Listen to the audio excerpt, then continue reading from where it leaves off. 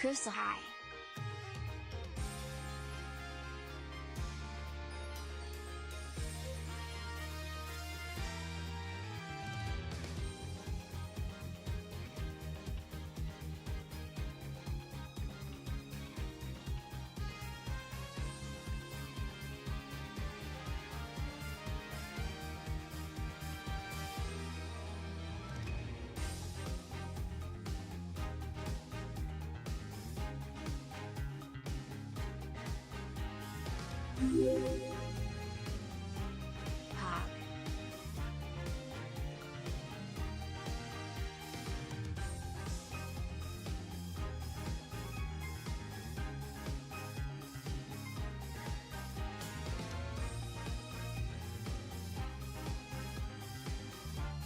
Hello, everybody. Welcome to today's stream. Hello, hello. Sorry for the few minutes of lateness here. I had to, like, scarf down dinner so fast. But I am here. Alan, thank you so much for the 51-month resub. Jesus. Penny, thank you so much for the 7-month resub. Appreciate it. Hello, everybody. Yeah, it's not every day that I'm doing a late stream, you know? This does not happen often. But what I can say is that, you know, when I do an evening stream, it's for a good reason. And today we will be joined by Mr. Greg Chun here in about 20 minutes. He will be joining. So I'll start playing the game. I think instead of playing beforehand, I think it's just best to start the trial with him.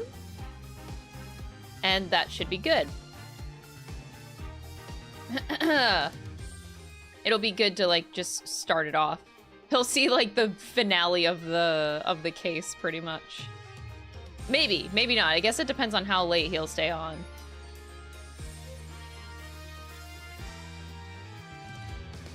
How are y'all feeling? Hello! Yes, and yeah, just to reiterate what I said yesterday, when Greg comes on here in about 20 minutes, we cannot, please don't make awkward situations with Greg in that, please don't ask about metaphor. The voice acting strike is going on, so just respect that he cannot talk about it. Gotta support the strike going on for all the voice actors in the gaming industry. We gotta be good. Alright, chat, we're gonna be good. Also, the mods know, so the mods will absolutely bonk you. The mods will bonk you if you're trying to be, like, awkwardly asking Greg things that he can't answer. We respect the strike in this house, so yes. We respect. Give me my court table. There we go. I feel more powerful with my court table. I do plan on streaming Among Us again. There's a good chance it'll happen on Sunday.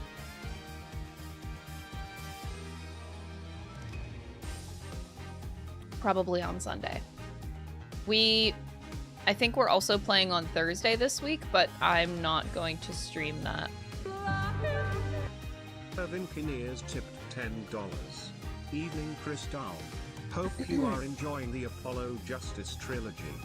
Oh, I am. It's really wild because, like, the Apollo Justice Trilogy already has, like, an immediate, nicer vibe. I don't know what it is. The writing, the characters, I don't know what it is. But, it's already immensely better than both 4 and 5 games. And I guess 2 as well.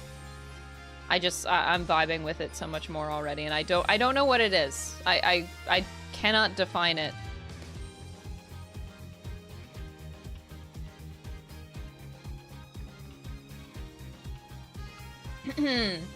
But thank you so much, Irvine. Thank you for the $10 super chat. I really, really, really appreciate it.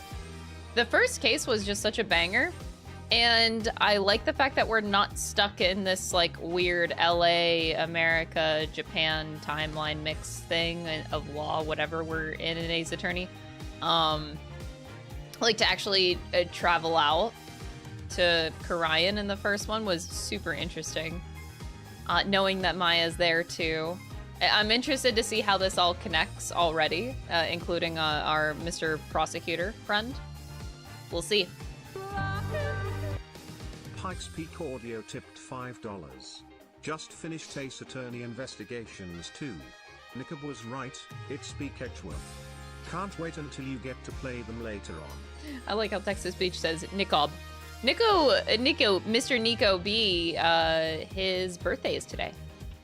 Make sure you go send him a happy birthday, whether you're in his Discord or Twitter lands. Go send him a happy birthday.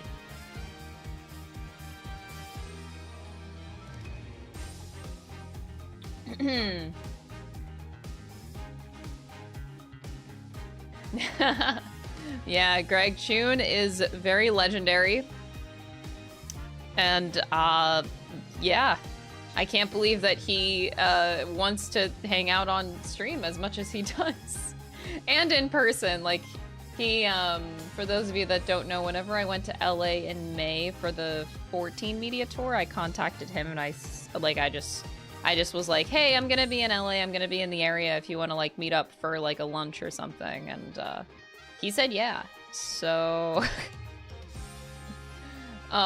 meeting him in person, too, and just having that one-on-one, we just met for, like, a quick breakfast, and, yeah, very, very... It was a very eye-opening conversation, talking about the industry in a little bit more depth, and, like, his background and stuff. Nothing that I would say, really. But, yeah, Greg's a great guy. Absolutely happy to be friends with Greg. Oh, there's another chatter's birthday today. Happy birthday!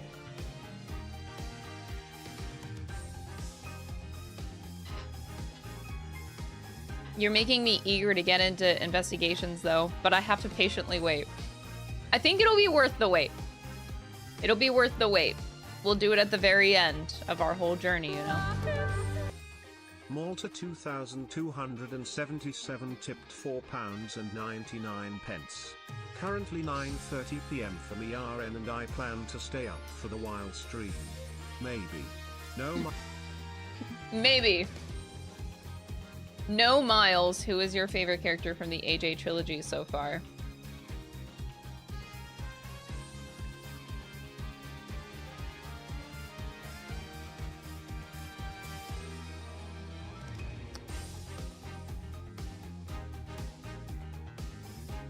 Probably Simon.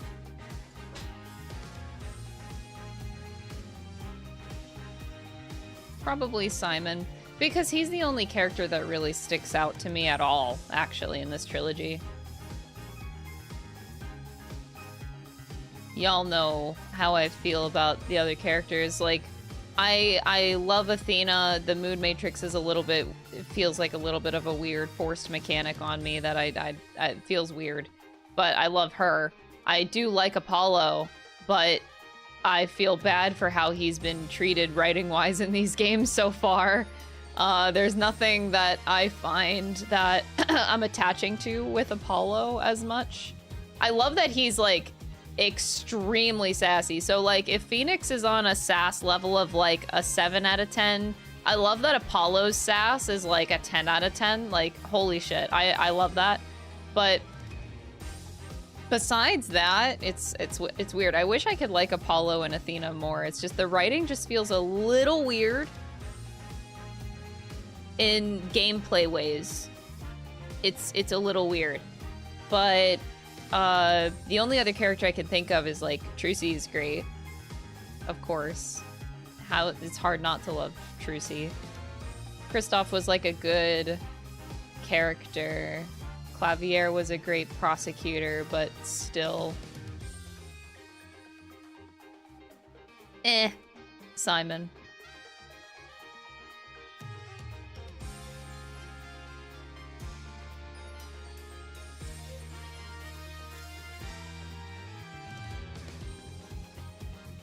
I mentioned it before, but I think I would like Apollo more if they didn't write his character the same way in both 4 and 5 games.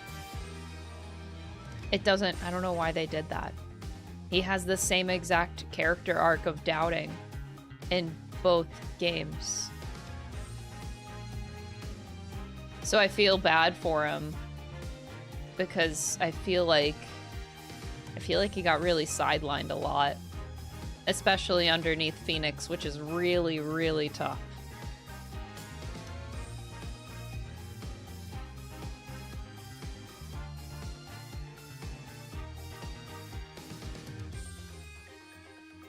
Yeah, it's very weird. It's a weird gap, and I wish that Apollo vibed with me more, especially at the end of F5 of Dual Destinies, but seeing the same character arc twice in a row was just poor Apollo.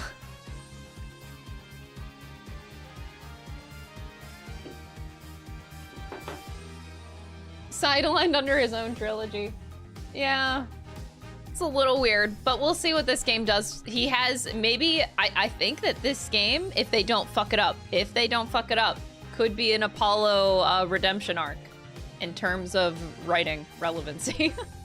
When they're setting it up, they set up the pitch for a perfect home run. It's set up. The ball is slowly coming toward me. I'm ready to hit a home run. Like, Apollo is gonna nail, like, the recipe is there. I just hope that the writing follows through for him.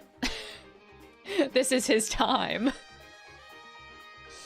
That one creep, thank you so much for the 19 months, I appreciate it.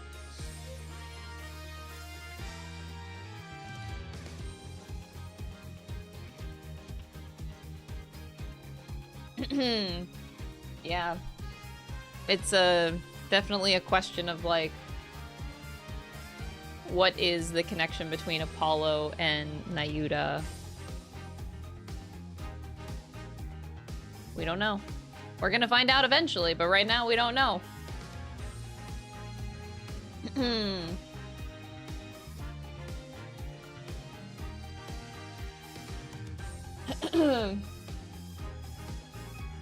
Fulbright was fine.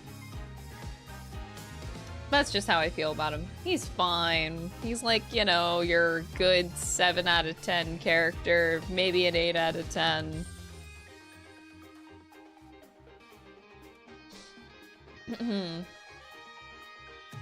Let it go and move on, oh my god.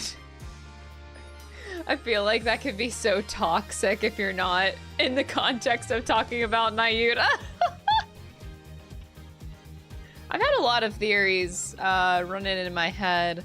Like, I think that they're gonna wrap up. So in my brain, why is my camera being so weird?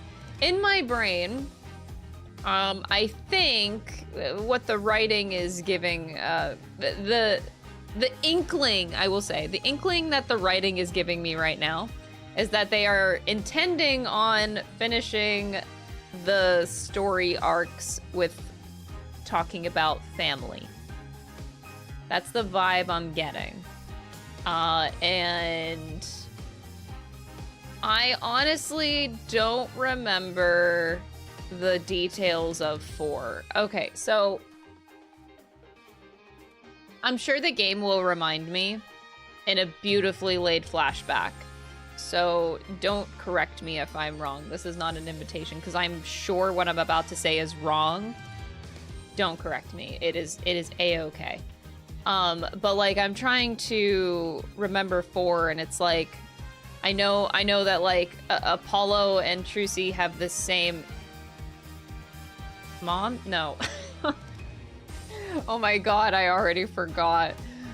So we know Apollo's mom is Lamoire. I don't think we ever found out who the dad was. So, like, these are thoughts that just plague my brain because the family stuff got a little bit weird. So, and then Trucy, we know the dad, and we know the mom. So Trucy, we know both. Apollo, we do not. So if I could be remembering wrong, it is okay if I don't. But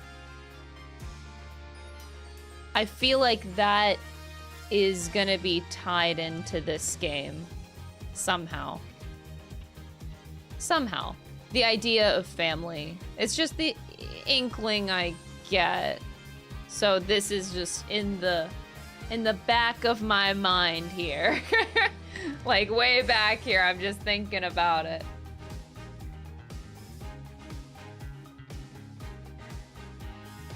Man, I'm very interested to see where it goes though. But I know that they'll bring it up again. They definitely will bring it up again.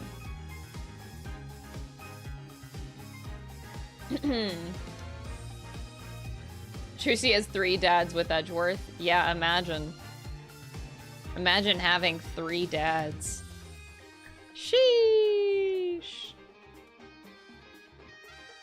Phoenix and Miles as a dad? Like, your 2 dads? Like, goddamn. I would kill to be that kid. Like, shit.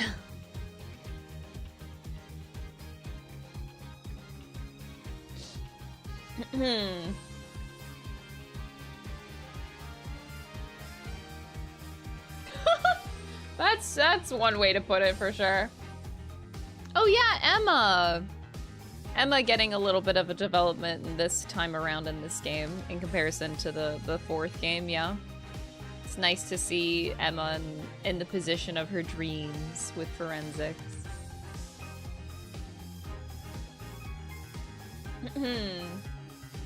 I should check the fanfic channel.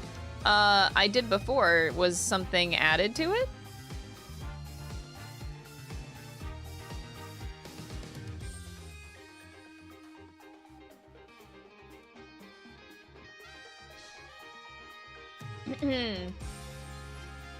Apollo does have, I'm sure he has a backstory.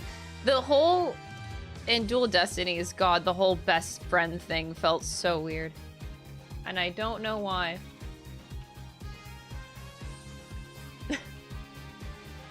I think what happened there was like part of the problem there was, I think, trying to have 2 protagonists in a single game. 3 even.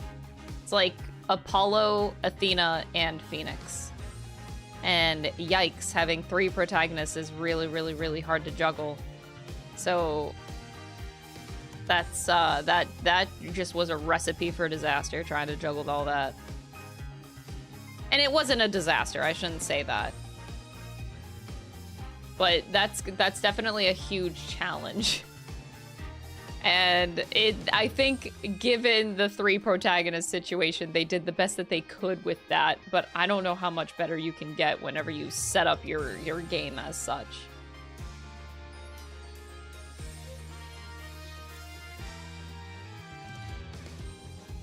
Yeah, that's kind of how it feels. Apollo's friend was just a tool to expand on Apollo. Yeah. But then it doesn't. I feel like I didn't learn that much about Apollo, actually. It's weird. It's really weird. But anyway, like, I like Apollo, but I feel bad for the guy. And it's only in the writing's fault. It's not really anything to do with him. So we'll see how Spirit of Justice plays out.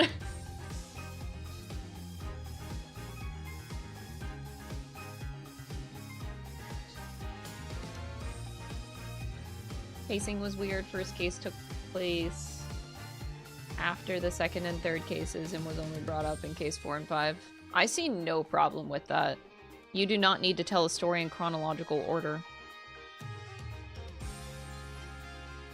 I don't see a problem with that. Can I also make another... Okay. I kind of thought about this the other day. I feel like anytime I've read a comment that tries to blame a story's pacing issue, I feel like it always comes from a person that doesn't know anything about storytelling. I don't know if that's true or not. I just feel like most of the time I've read a comment about pacing issues, they have no idea what they're actually talking about. I feel like it's just a cop-out.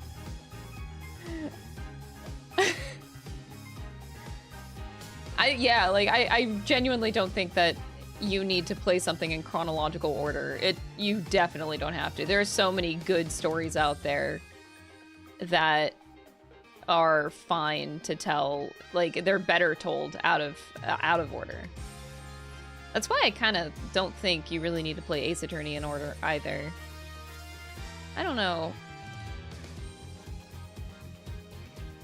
Maybe it just what I did with like Great Ace Attorney Chronicles playing first. I don't think that matters. But the two trilogies, maybe that does matter because it's like a sequential thing. But like even still, I don't know how much is lost there. That's a different conversation. But like with some stories, I don't really think you need to play chronologically.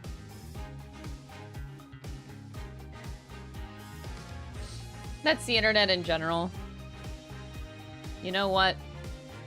Yeah, I think you're right.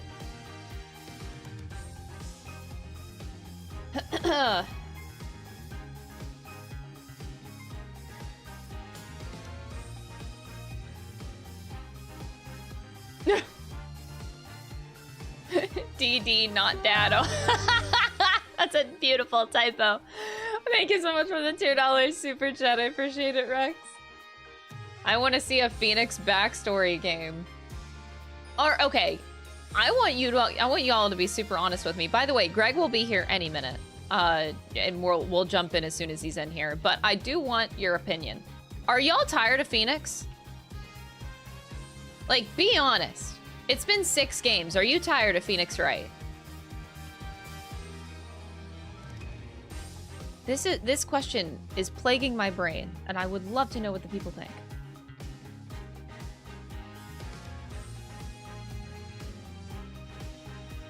Ooh, wow, this is mixed. Okay, wow.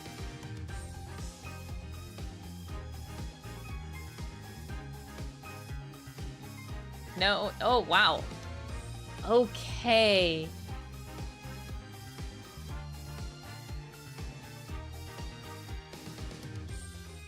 Holy shit. I'm of the opinion that I'm okay with following Phoenix. I'm okay with following a protagonist over time for a long time, as long as they maintain a good stance of like being compelling. When I think of Yakuza, and you play 7 Yakuza games following Kiryu's story, not once did I ever get tired of Kiryu. Not once. I didn't play the next Yakuza game and I was like, fuck, I'm so tired of Kiryu. I want a different protagonist. Because over the course of time, they developed his character so well. And I think that he had a constantly engaging story. I think that they failed to do that with Phoenix. I think Ace Attorney 4 felt like a really interesting addition to Phoenix's story. But starting with 5, I feel like they kind of ruined it. Maybe that's an unpopular opinion. But I think I would have been okay with them continuing the Phoenix protagonist era. I would have been okay with it if Ace Attorney 5 didn't make him very weird. After 4, I thought it was a great, like, very interesting way for Phoenix to go. It's like, holy shit, 7 years? I mean, it was still weird because he built a lot of friends, and even in Ace Attorney 4, it was, like, there was still bits of that story that was weird. But I would have been fine with him staying the protagonist if they didn't kind of kill some aspects of it. 7-year reference. Wow, you guys jumped on that so fast. Holy shit. Wow. That was like record time jumping on that 7 I mentioned.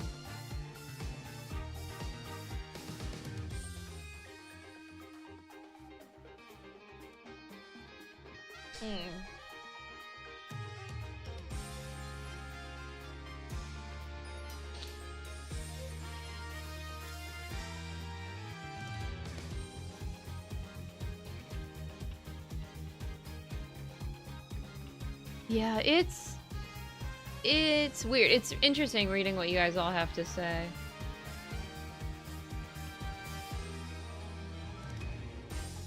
But yeah. I feel like they killed Phoenix a little bit, and it does make me sad. So because of what has been currently done with him, I'd rather them move on with Phoenix before they butcher it further. Like, if there was an Ace Attorney 7, like, he can have a cameo here and there, but, like, I love Phoenix Wright to death. Hold it! I love this man so much, but, yeah. I think that the writing went a little bit south with him, and they should just...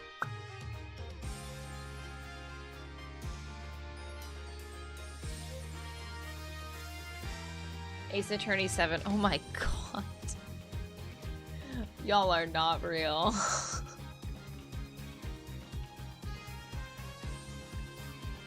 Holy moly.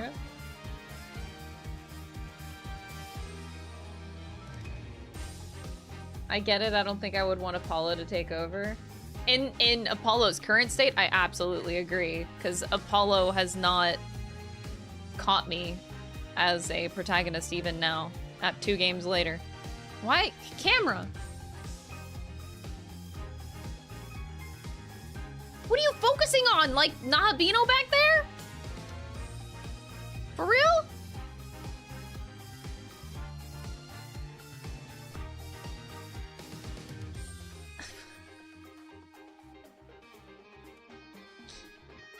What the hell?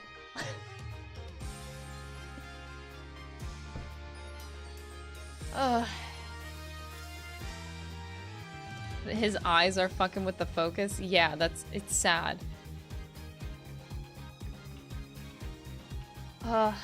Lord Pang, thank you so much. That's so sweet of you. Oh, I'm glad that you're enjoying the content on YouTube.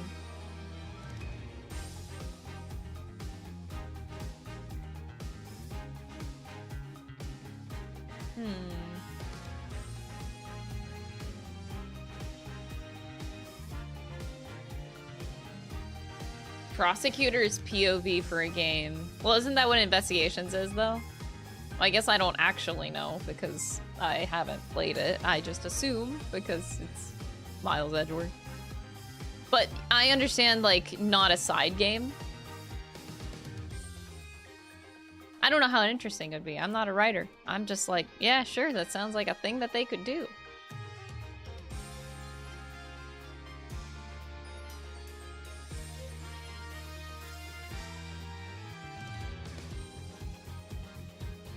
Oof.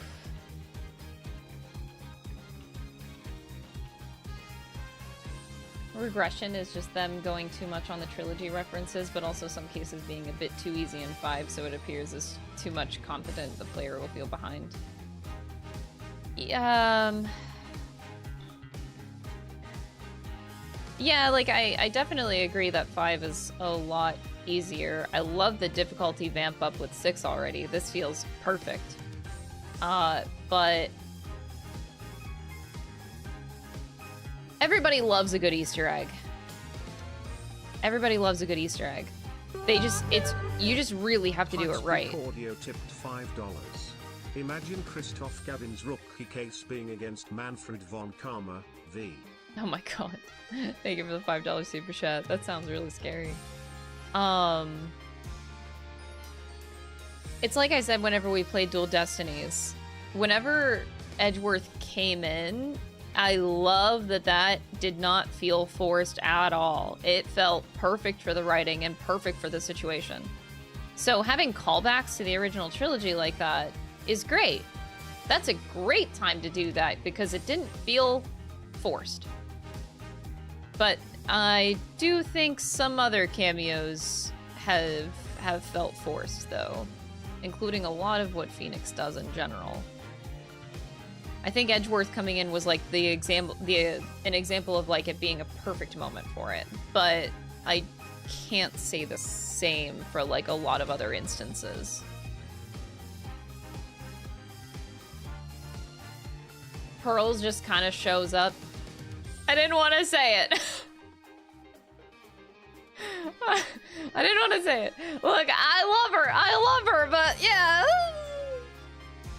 It was just, oh she showed up. Why are you here? Bullshit reason. I'm like, oh, okay, great. Cameo for cameo's sake. That's when it's not so great.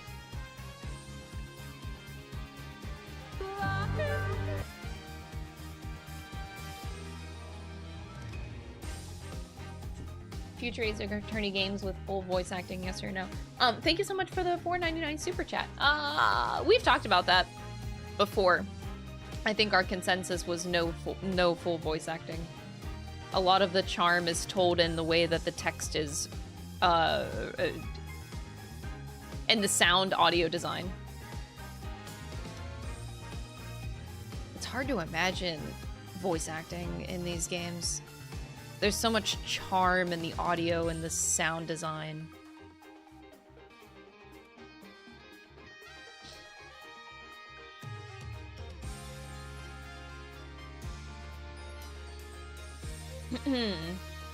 Emma's a pretty nice callback. Yeah, I would agree. Emma does not feel forced. Yeah. Definitely would agree. Alright, I think that Greg is on his way.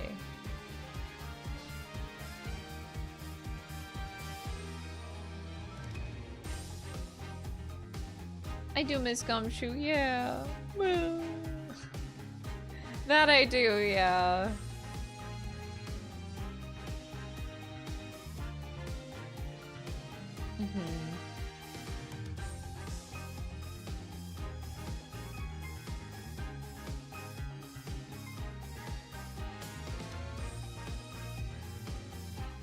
Yeah, I feel like, yeah, not all series are made for it. That's so true, though.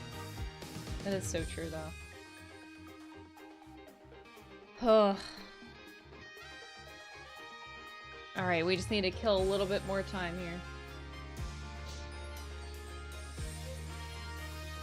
here. A4 spoilers?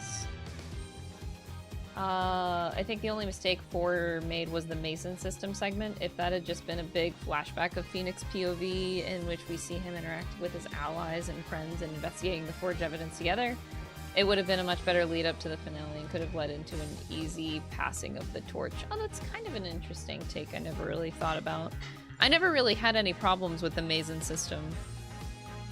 I thought it was cool, but incorporating Phoenix's friend circle in some way would have been nice, because you just finished 4 and you're just left so confused. Like, why would his friends just let him live like this? With, like, what seems like very little support. I would have loved to see more of that, but yeah.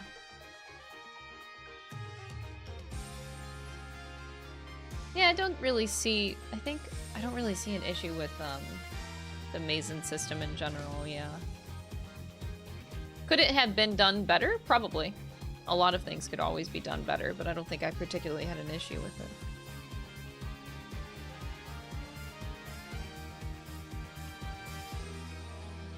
Because he was stinky and they didn't want to be near him. That's so sad.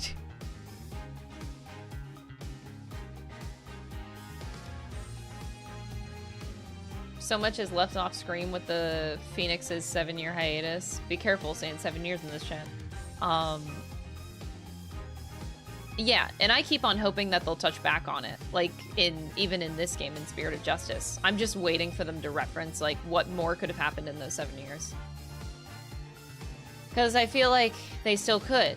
They still could talk about it more. We'll see.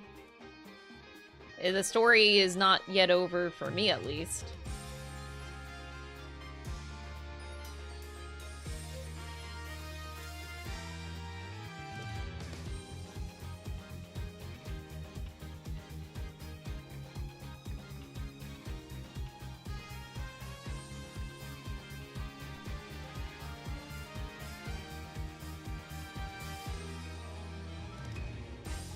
Hey, we should totally talk about it this weekend when we play games together. Okay. Will do. Fine.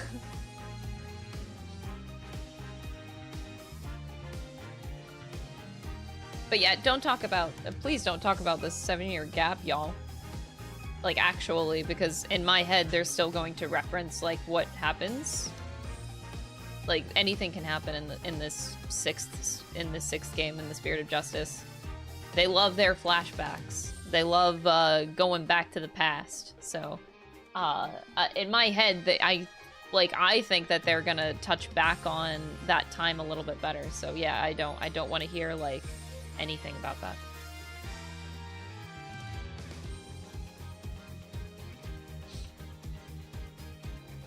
Can we ask Greg about 7 years?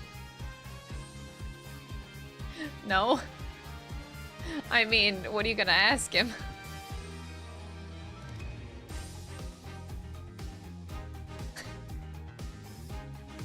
You're just gonna make him so confused, chat.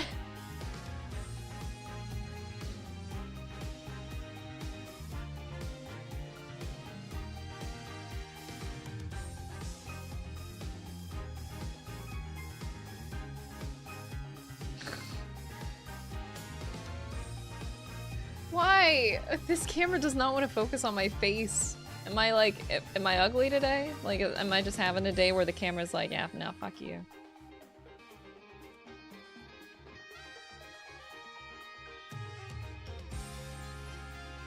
Yeet the Beano. Just take him out. It's crazy that my camera is actually focusing on that. Ask for his alibi of where he was 7 years ago.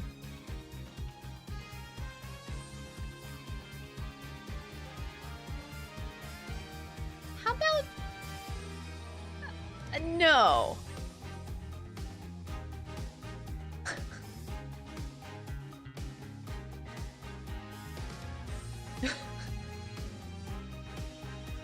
Even in his own streams, we always confuse Greg. He doesn't deserve this. What are you doing to him? Ugh.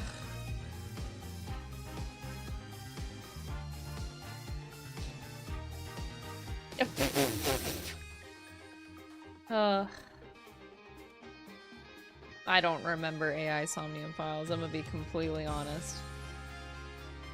A lot of the details in those games have escaped my brain. I could tell you very generalized things. I could tell you about the secretary, the boob secretary. That's about all I can do.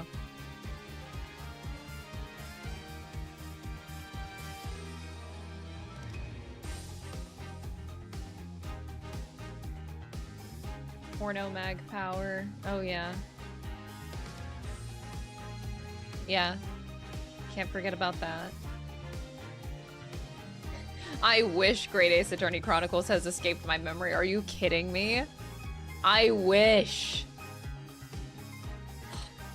Unfortunately, the details of that game, for some reason, stick in my brain so much, and it's been 3 years already. Drives me nuts. I truly wish I could forget that game more. But that writing really, really stuck with me. Sometimes I play a game and you can't remember dog shit like a month after you play it. Sometimes a game is so goddamn genius that it just never leaves your brain.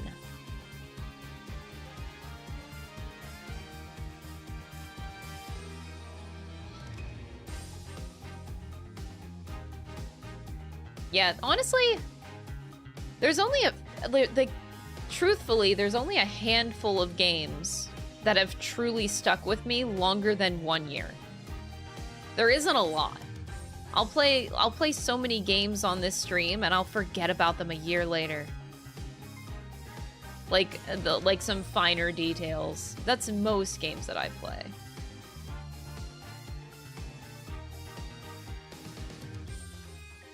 Like, even just this year.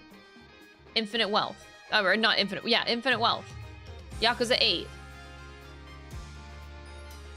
Legitimately, I cannot remember a lot of that plot.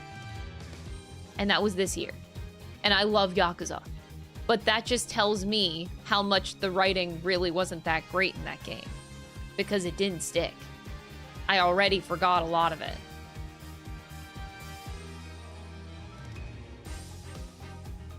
Like, I feel bad. that I forgot a lot of that plot.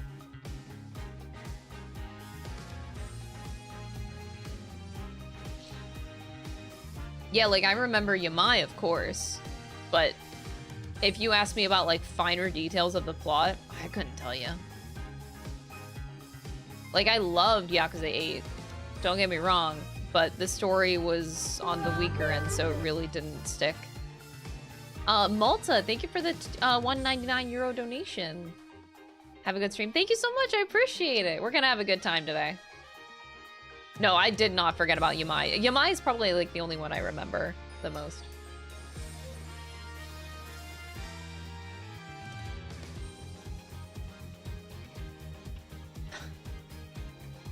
My goodness. Green, by the way. Hello. Oh my goodness, that's a Greg! What's up? Hello, friend, how are you? I'm good, Crystal. How are you? Oh, I'm not gonna lie, I'm a little tired. What's going on? Why? Well, this past weekend I ran an online convention, so I still haven't like recovered from that. Oh my gosh. Actually. Yeah, I know that. How about yourself? I'm good. Kind of a chaotic, crazy day, but what else is new, you know? The day, it's just every day. Am I coming through okay? Oh yes, chat, you hear Greg just fine? Audio check. On my end, it seems like the levels are pretty balanced here. Oops, wait, I have to take a call. I'll be right back. No problem, no problem. Okay. All right, good. You guys hear Greg A-okay. Thank you. I know that he was a little loud, but I turned him down, so we should be good, though. Oh my god, I'm not bringing up 7 years, y'all. Please. Please. All right, let's bring the game up while he takes his call.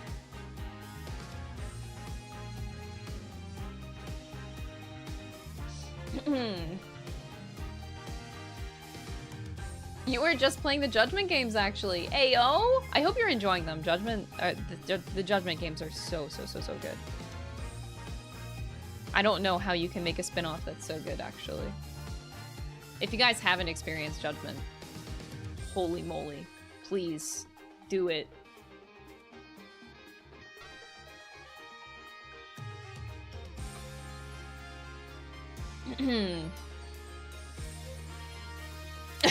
Okay, I'm back. No problem, no problem. Welcome back. Thank you. All right. Can you see the game okay? I can. And it's hear perfect. Yes. Oh, perfect. That's what we love to hear. How about you give yourself introduce yourself for those of you for those of my community that may not know you for some reason. Yes, hello everyone. This is Greg Chun. I am a voice actor and a composer here in LA, and I've been a fan of Crystal for many years. What? And it's great to meet you. You may know me. Oh yeah, you may know me from all you anime fans probably know me as Muzan from Demon Slayer or Garo from One Punch Man. Fire Emblem Nintendo World, I'm Ike, as well as Ephraim Eldigan and Lucas. And any Yakuza buffs out there, I'm the voice of Yagami and of Nanba. Nanba, legendary Nanba. Oh, and Date, of course. How could I forget Date for Somnium Files fans? Oh yeah, I can't forget Date. We were just talking about that game earlier, actually. Oh, really? Yeah. Talk about it just a little bit. It's But definitely a thing. Yeah, it is. You got a lot of legendary lines over there, that's for sure. With Date. But thank you for coming on. I really appreciate it. Oh my goodness. Yes, of course. It's fun to have voice acting help with these Ace Attorney games because it is very text heavy, as you experienced last time. Yes, absolutely. All right, the judge. Yes, the judge. I can give you like a debriefing here, but so the judge here and our session. This is like you're coming into this story today toward the tail end of a case. So we might finish up the case where it gets all dramatic, super emotional. Nice. You know. Oh my gosh. Can I give you some context? So there was basically a murder that happened during a magician show. Oh no. We had the famous. Actually, I can literally show you the clip here. Oh, excellent. Yeah, we have the experience of this in our court record. We can watch it anytime. Oh, this looks gnarly. Oh no! No! The camera mysteriously pointing away.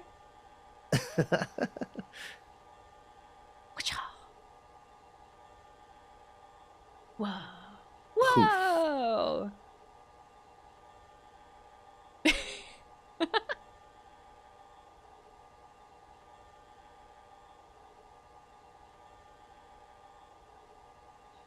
Oh.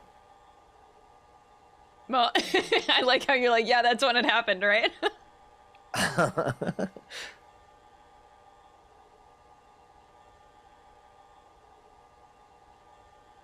The great reveal. Wait a second. Wait a minute. They don't even show it. Oh my. But yes, so coming out of the coffin there was the dead body.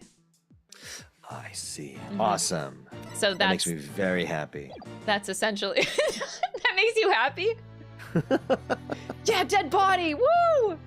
Oh, yes. All right.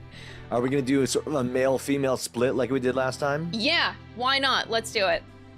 Okay, here we go. Court is now back in session. Perfect. Defendant, please step up to the witness stand. Trucy Wright, magician. Here comes the wire.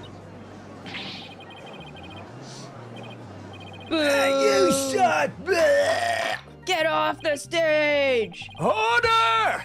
The gallery will be quiet, or I will have you all thrown out on the spot.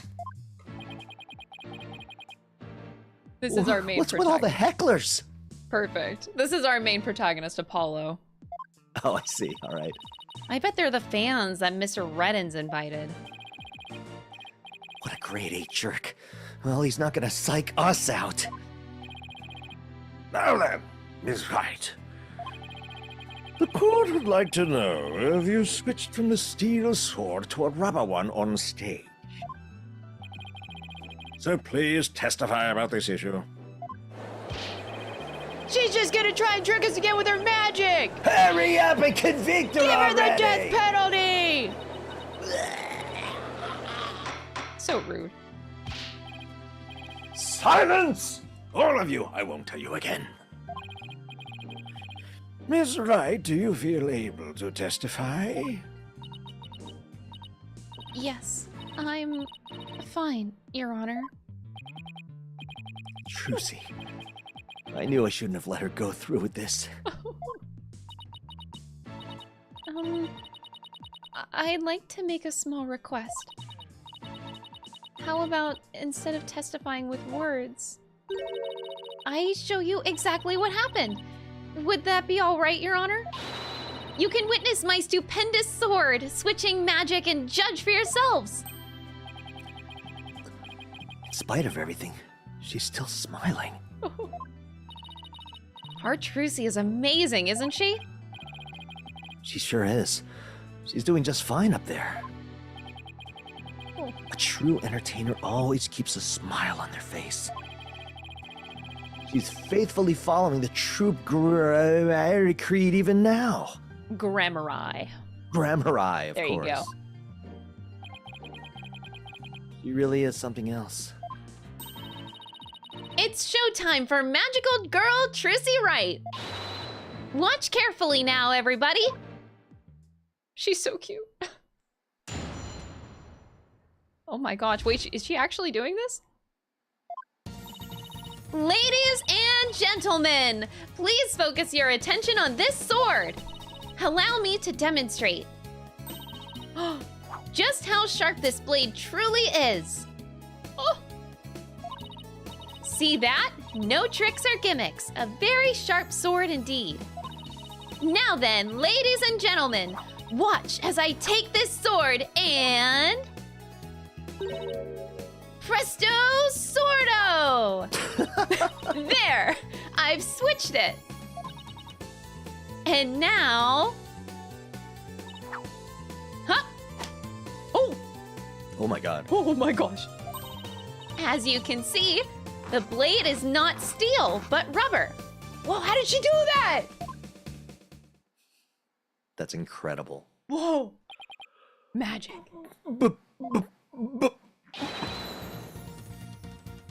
Bravo! Is right. Wow. She switched them in a flash. I couldn't see her do it at all! She's completely turned the room around. The hecklers are being drowned out by all the cheering. Whew. Where did the steel sword vanish off to, Miss Wright? In order to deepen our understanding of the case, please tell us if you would. I'm not asking out of mere curiosity, just so you know.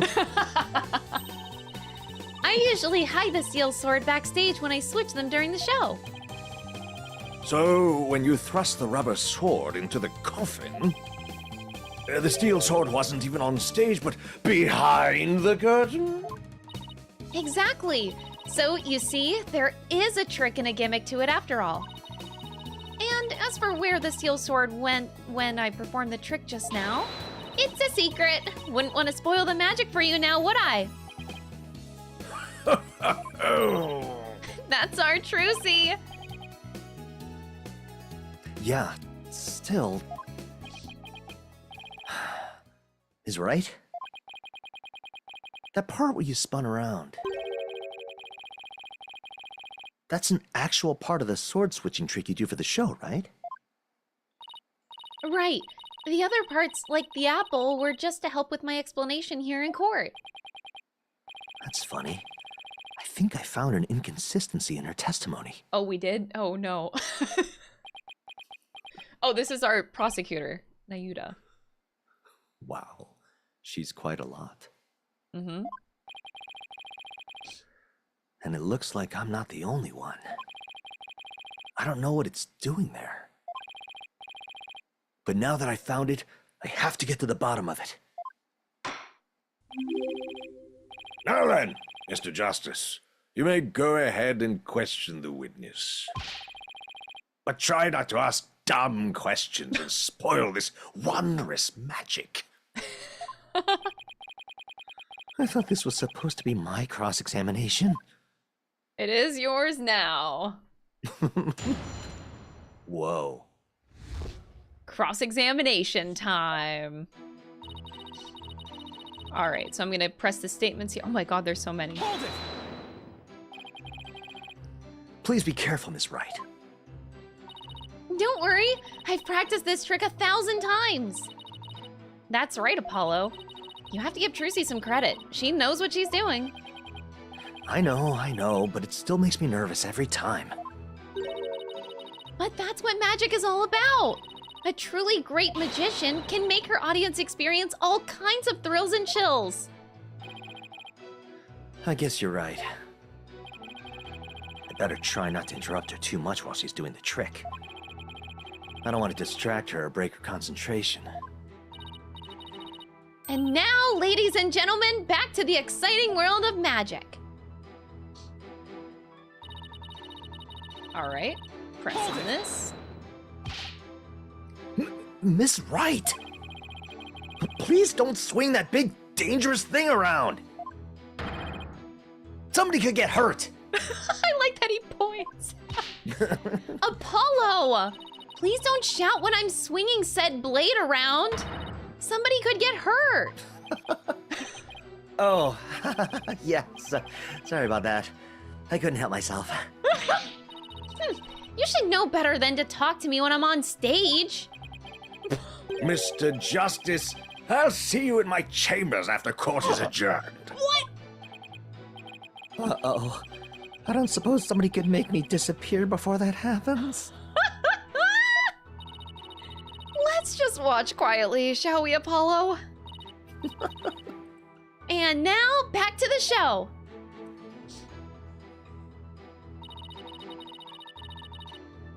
Hold it! So, it's definitely a real sword, right? Now, Apollo. I know you're excited, but you have to control yourself. Mr. Justice, if you needlessly interrupt this wonderful magic show again, I will be forced to bring my very real gavel down on your head. Oh my gosh. The judge seems to be completely taken in by Trucy's magic. Yeah, it's like she's cast a magic spell over him. I better not interrupt her anymore. There's no telling what the judge might do to me.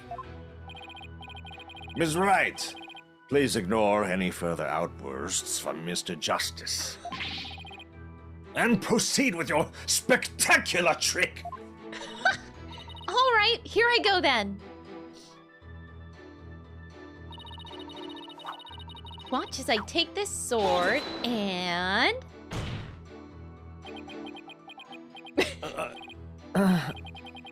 Oops. I did it again. I've had it up to here, Apollo. Can't you listen quietly like a big boy? Sorry about that. I got a little too worked up. Apollo. Now, boys and girls, watch carefully and please don't kick the seat in front of you. I will now take this sword and... Presto Sordo! When did she switch it? Hold it! So, you switched swords when you spun around just now?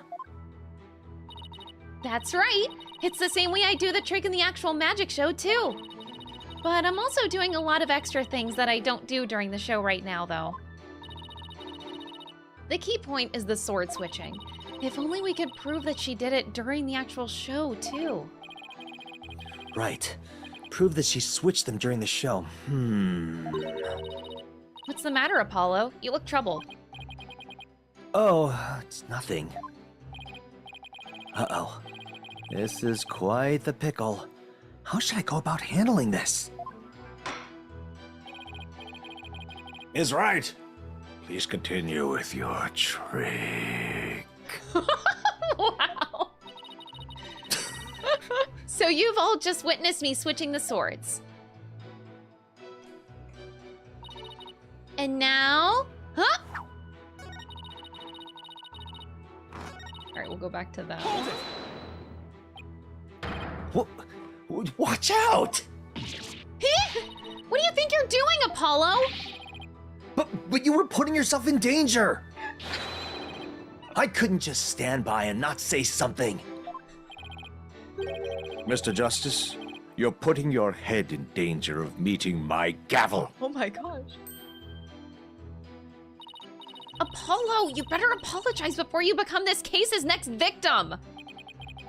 I'm very sorry, everyone. How did it come to this? All right, boys and girls, if you want to ask for an encore, wait until the end, okay? Now then, my sword was sharp as steel just moments ago, but... As you can see, the blade is not steel, but rubber. Wow! That's incredible! When in the world did you switch them?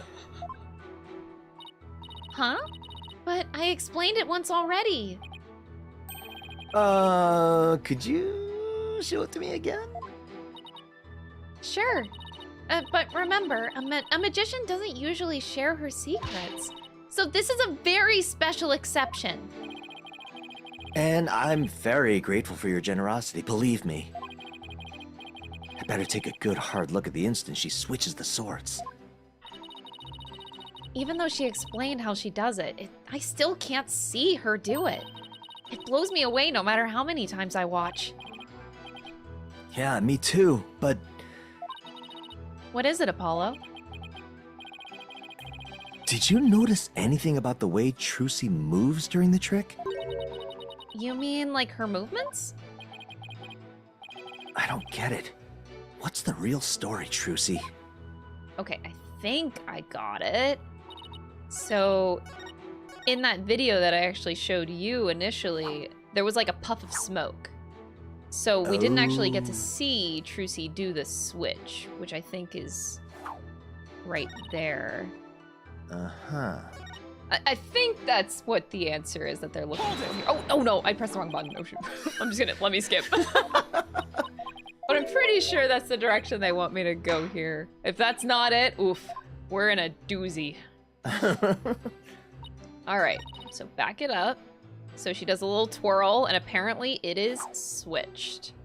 I'm gonna present the video, and I'm just gonna cross my fingers that this works. Objection! And it worked!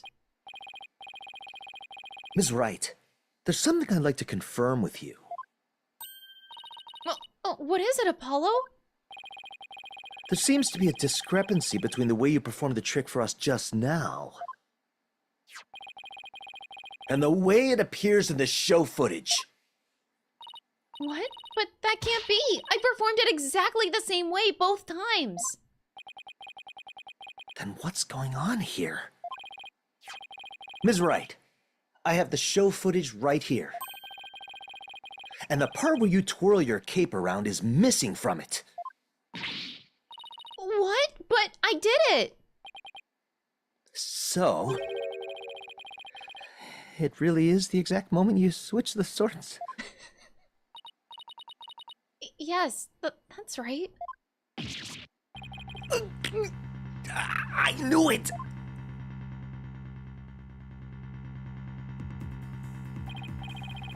Would you like me to take this, prosecutor? It's a woman, no? It's a man, technically. Oh, But I always no, you imagine him go to ahead. have... I imagine him to have, like, a very feminine voice, but, like, Yeah, go for it. You sure? Yes, please. Okay. Well, I certainly never expected the defense to expose the accused lie for me. Mr. Justice, does this mean that you are arguing that the defendant did not swap the swords during the actual magic show? No, Your Honor, that wasn't my intention. I mean... I did swap them! I know I did! I'm absolutely sure of it! Human memory is unreliable at best, but in this case, I am afraid that it is the witness herself who cannot be trusted. We can see the footage for ourselves. The claims of this witness are false. But...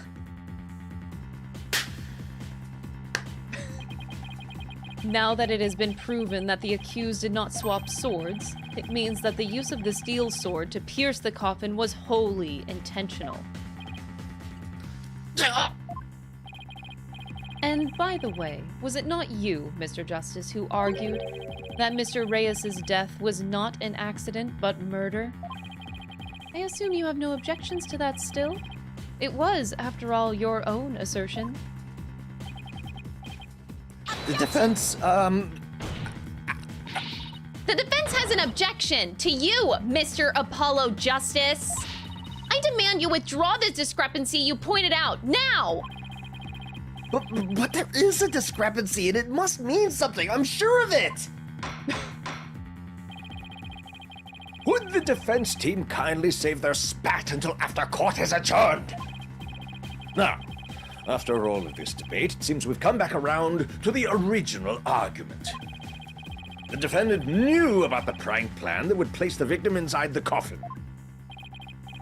What's more, the defendant did not perform the sword-switching trick on stage. Through her actions, I'm afraid I have come to see the true intentions of the accused. Her murderous intentions. It's such a shame. What? But I did switch the swords, I swear! You're knee-deep in it now, Justice. Oh no!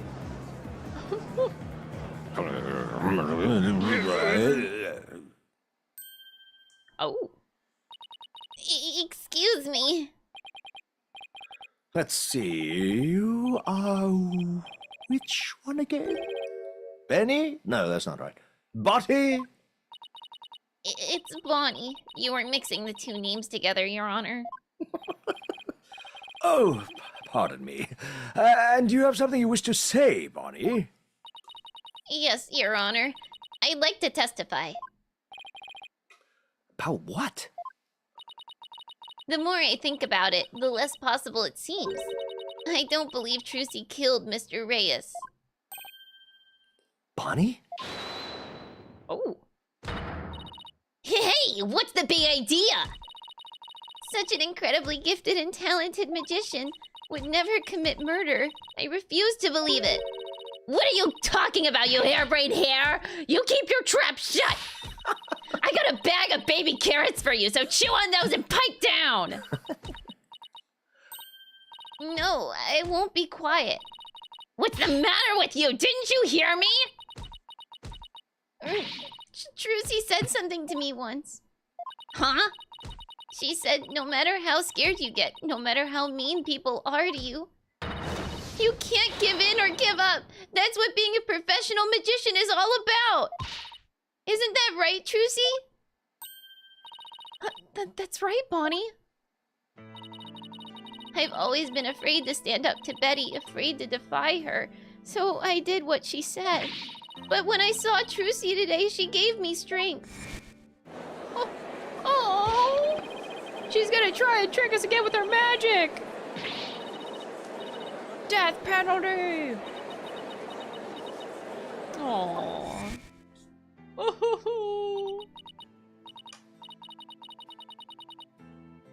I'd like to make a small request. How about instead of testifying with words, I show you exactly what happened? Oh, this literally just happened. This just happened, flashback. Seeing her courage, the way she kept smiling despite everything, she's just incredible. So I'm not going to run away. I'm scared, but for once, I'm going to be brave. Aww. Bonnie. Ugh, what have you done to my sister, Trucy Wright? You've practically brainwashed her. It's the power of Trucy's conviction. That's what it is. It's touched Bonnie's heart. Yeah, Trucy really is one magical girl. Aww. Bonnie, is the topic of your testimony related to that thing that was bothering you? The thing you tried to tell us about in the lobby during the recess? Yes, ever since I saw the show footage, something's been nagging at me. I'm not exactly sure what it is, but something's off. I feel like something about it is different from what I saw on the stage. What do you mean by that, Bonnie? I wonder if what was shown on TV is really the same as what happened on stage. Objection! Ooh. Of course it is. The show has only been performed once, after all. It can't show anything other than what happened on that stage yesterday. Objection! Ooh! But Bonnie's testimony deserves our attention. We have to examine the show footage. But what can we check it against? Do you have some other footage of the show? Well, I have some show footage. you do? One of the TV station's cameramen said that he was a fan of mine. He kept his camera on me throughout the entire show. And then, afterwards, he gave me the footage he shot as a present. He did? To tell you the truth, I thought it was kind of creepy, so I was going to get rid of it. Hold it! What? Please, submit that footage to the court. That's weird. Now then, let's take a look at this new footage. Okay. Ooh, it's like behind the scenes. We see the... Okay. Oh, it's from the other side. Oh my gosh! That's so...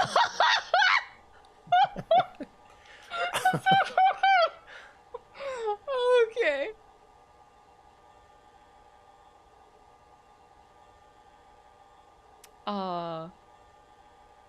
Oh, this is weird.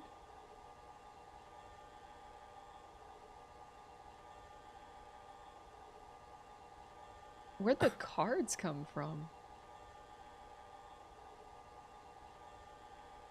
Huh? Wait, what?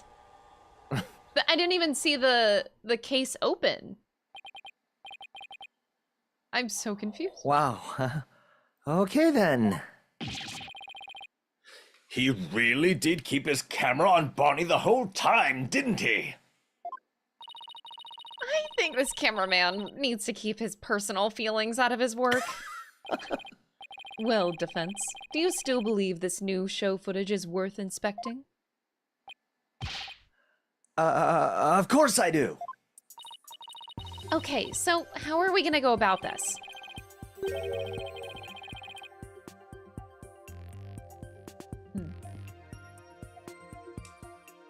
Take it away, Greg. Oh, sorry, okay. I didn't realize. Let's try comparing the two. We just might find an inconsistency between them. An inconsistency, huh? Yes, the two pieces of footage are of the same scene, so they should match up. But Bonnie felt there was something off about the original footage. So, if we can pick out what's different between the two... We'll know what Bonnie found on stage. Or found stream. Exactly. Plus, we may figure out why the original doesn't show the sword switching trick. Your Honor, the defense would like to compare these two pieces of show footage. Okay. Very well. I will allow it. What a waste of time. Apollo, do you know how to compare the two pieces of footage? No, I've never done it before. I'll give you a little lesson then. Use the video player's buttons to go through the footage. When you want to speed through, use the fast forward button, okay. And if you want to go back, use the rewind button. If you want to halt the playback, just use the pause button. Okay. Thank you for the tutorial. Oh, and by the way, if you fast forward or rewind when the playback is paused, you can do a slow frame-by-frame playback. Okay, and so how do I switch between the two videos? Just use the switch camera button. Now, if you find a difference between the two pieces of footage, put the cursor over what's different and present it to the court. Thanks, Athena. You really know your stuff. Not really. I just gave it some gusto and then went with my gut on most of it. What? I sure hope she guessed right. Anyway, let's give it a try. All right. Well, I think I know what to look for. We can fast forward. We can switch footage. Okay. Fast forward, because we know it should be... Okay. Do I keep going? Fast forward? We don't even see Trucy on the other side. It's hard to see the body. It's like she's not even there. Okay, I wanted to pause when the cards come up. Yeah. That's one of the things. Like, whoa, I can't pause. Oh, what? Okay. So frame rewind. And then if I switch footage. Oh. I guess we can't really see on this end of things, but yeah, Trucy should be there from that angle. You would think you would see a body. It's kind of weird. Yeah, there's no sword sticking out. Yeah. It's like she's not even there, but maybe that's not what we're looking for here. What's different between the two videos? So if I like do frame by frame here. Whoa, slow motion. Oh god, it just goes on like that. When does it open? I get oh jeez. Hello. Hello, Bonnie. Woo, that was a really big close-up. Okay. I wasn't quite ready for that. When does the coffin open? So she stabs it here. Okay. Wow. The frame-by-frame footage is very interesting. And then This is where the camera... these are happening like at 2 different times. Uh-huh.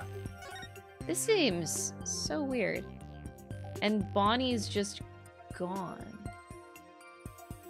The other footage is just dead by this point. Okay. So we'll go backward. Live Bonnie reaction, yeah. So the camera guy... Oh my gosh. Where is Trucy?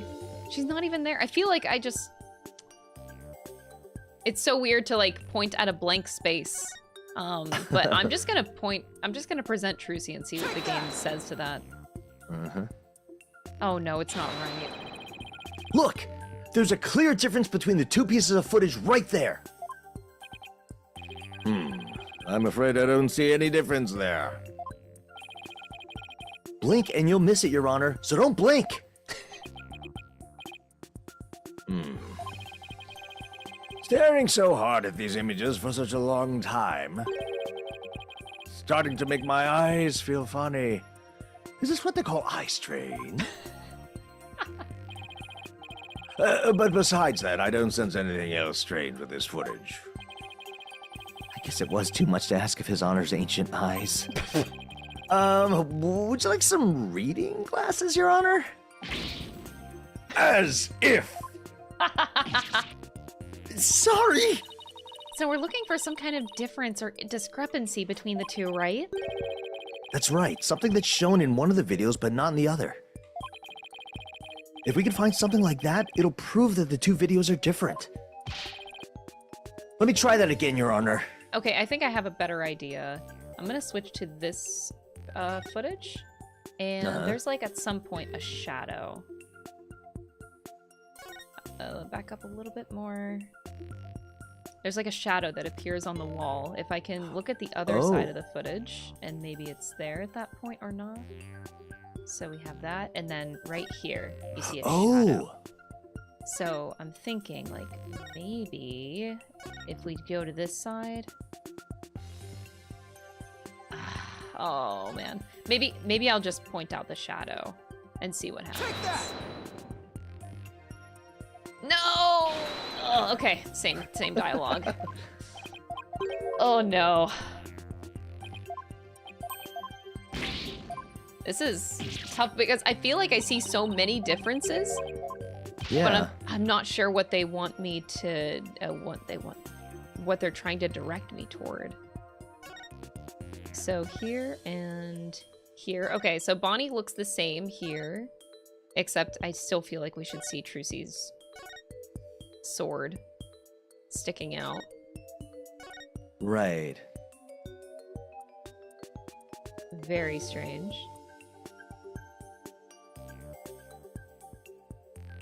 And then here...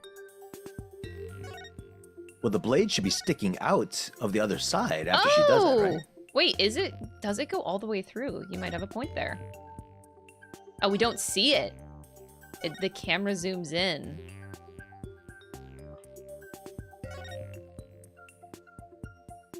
Oh, I see. So it won't be an actual difference.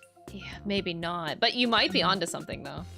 Because we don't see the sword. So now the coffin is supposed to be... Oh. Okay. Ugh, man. Okay, so we have Mr. Hat. Maybe it is Mr. Hat that is the difference. The little puppet here, his name is Mr. Hat. Uh-huh. So maybe there is a difference here that's more obvious that we can show. Okay, Bonnie looks like she's in... Okay, well, we can't see Bonnie in both of them here. Oh, okay. Nice camera angle we got here. That's good. This is not helpful! This camera guy!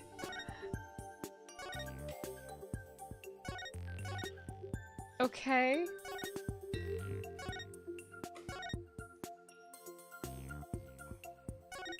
And puff of smoke is the same, so we still get smoke in both of them.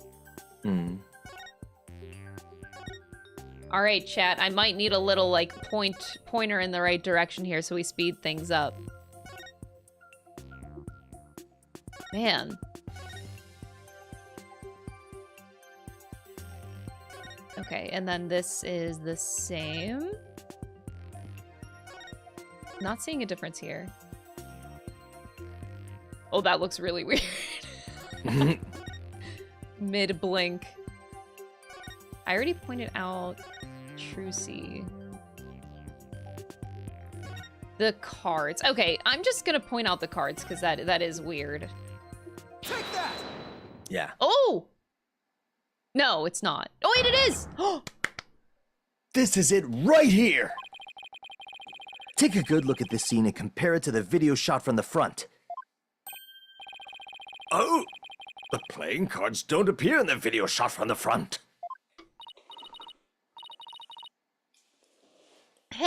Hey, you're right. What's going on here? Ms. Wright, what can you tell us about these playing cards? Oh, those? They're the cards I throw when I do the sword switching trick. What? Mr. Justice, does this mean? Yes, it means that the sword switching trick was cut from the TV show footage. So the footage was edited? Yes, with malicious intent. That is absurd. Well, we must get to the bottom of this right away. Bailiff, the TV station might still have the unedited footage. Go see what you can find out. Yes, Your Honor. Oh boy. Oh no.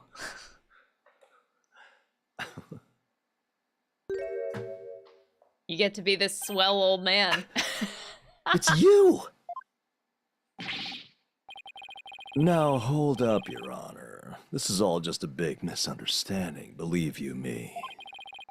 Give a guy a chance to defend himself before you start pointing fingers. And who might you be? Right. Sorry about that. Got ahead of myself there. Here's my business card. Charmed to make your acquaintance, Your Honor. Perfect. Oh, well, very polite of you. It's lovely to meet you too, Prosecutor Sadmahi. Please take my card. A business card? Ah, yes. I read about this custom among businessmen in this country. I have even familiarized myself with the various replies.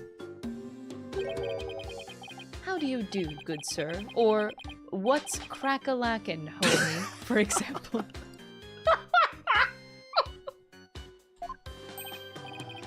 Oh, you're from Take-Two TV, are you, witness?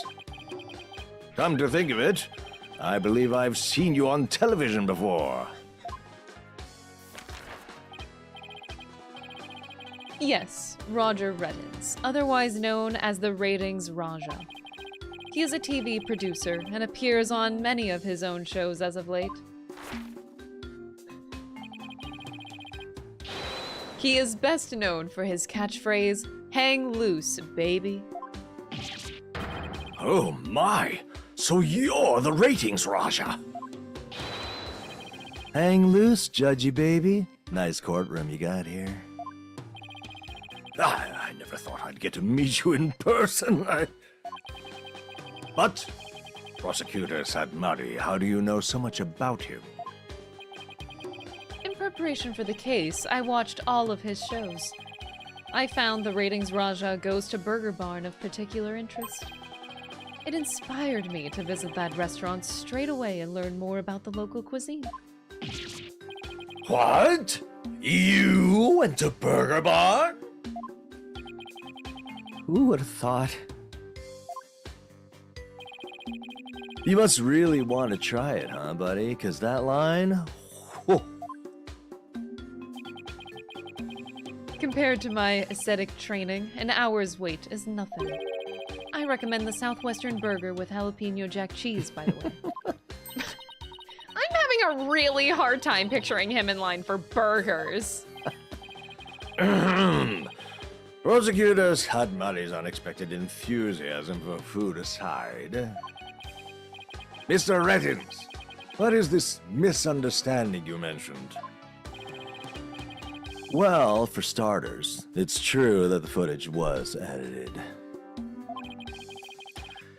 You'll get your hands on this anyway, so I might as well show you the unedited footage. It's a pretty long video, so I'll just show you the part with the playing cards. You can see the cards when Trucy spins around, so keep your eyes peeled. Okay, dude. Why would they edit it out? That's the question.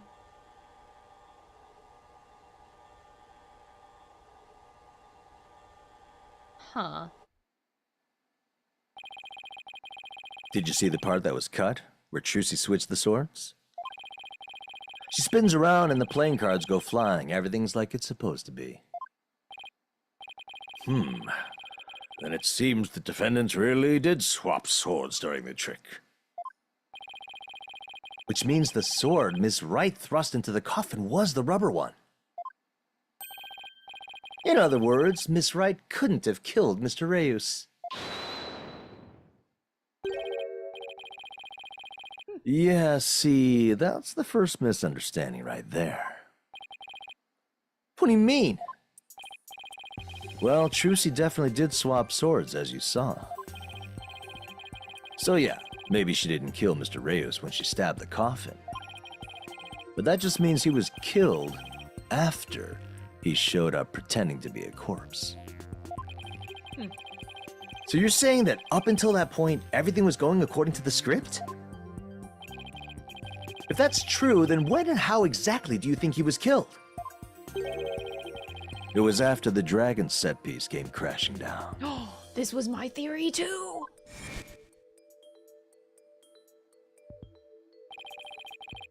I say Trucy murdered Mr. Reyes when she was hidden from view behind the set piece.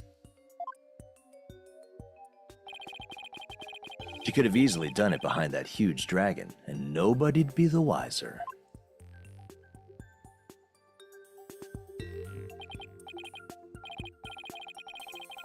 I see. Indeed, there is a ring of truth to your assertion. You bet. Plus, there's a suspicious-looking shadow in the footage, too. It's toward the end of the footage, just before the dragon hits the stage. It might be easier to just see it for yourselves. Yeah. That's right. It's like the thing falls down and then you see a shadow in the background. Oh, it's so fast.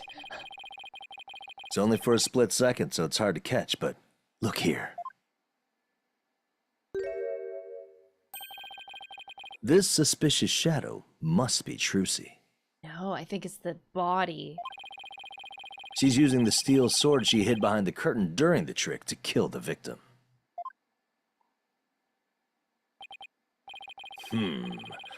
Now that you mention it, I suppose it does look that way. Objection! Ooh. This witness is just trying to ram his theory down our throats, Your Honor. And that's not all. Aren't we forgetting that the witness willfully edited the sword switch out of the footage? True. You see? There's your second misunderstanding right there. Your Honor, would you mind if I testified about it? I've seen people testify on TV, and I've always wanted to give it a shot. That would be fine with me, Prosecutor Sadmari. This is quite unexpected. It threatens to disrupt the karmic course of this case. Hey, lighten up, pretty boy. You're gonna like what I've got to say. Promise. Very well. However, if you do anything to impede the last rites for the victim, I will have you removed. All right. With Prosecutor Sadmari's permission, please give us your testimony, Mr. Rettins. Roger Rettins, the ratings Raja. Now, Kaiser of the courtroom. I'm taking over the floor, so listen up, loyal viewers. All right, I'm listening intently. Witness testimony. It wasn't deliberate, I tell you. Footage is meant to be edited, I tell you. Scenes are spliced together and long or boring scenes are cut out. All the stations edit footage this way. It wasn't like it was done maliciously or something. It was just a coincidence that particular scene was cut. It wasn't intentional. Or what? You got some proof that I had an ulterior motive for editing that footage? Oh boy. I see. So you're saying it was a coincidence that the sword swapping scene was cut? That's right. Glad you got the picture. Objection! Ooh, strong objection. Coincidence? That's just a little too convenient if you ask me. Ooh, an objection. How cool. Huh, sure packs a lot more punch when you hear it live. Do that again. I want to get another shot from a different angle. My objection is not for your entertainment. And cut. There. Oh, I got some good stuff there. Mr. Rettins, filming is prohibited inside the courthouse. Whoops. My bad, Judge. And if the defense has an issue, it can point it out during its cross-examination. You're doing great, Greg. You too. All right, let's press these statements. Really? I've never heard anybody say that. It's common knowledge in the TV world.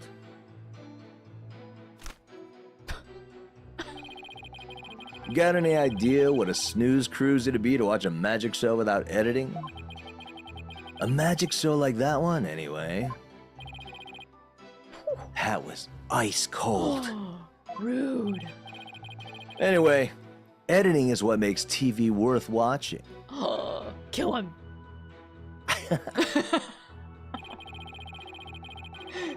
Hold it!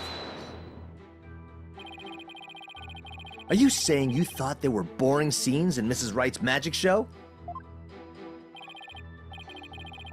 You gotta ask? That script and presentation deserve a place on the cutting room floor. Broadcasting that mess as is would have been a complete disaster. That's why I had to edit the footage. It's just what a TV man does. What didn't you like about the show exactly? The whole thing, it was a major snooze fest. Maybe common folk like you don't get it. But a show's only as good as how loud, flashy, and trashy it is. It was plenty loud and flashy on its own. All you did was add the trash. Oh, say it out loud. I suppose each industry has its own way of doing things. Just as we in the legal profession focus exclusively on evidence and testimony. Exactly. Whether it's showbiz or the legal biz, we do what we gotta do to get the job done. Anyway, editing footage is just a matter of course in the TV industry.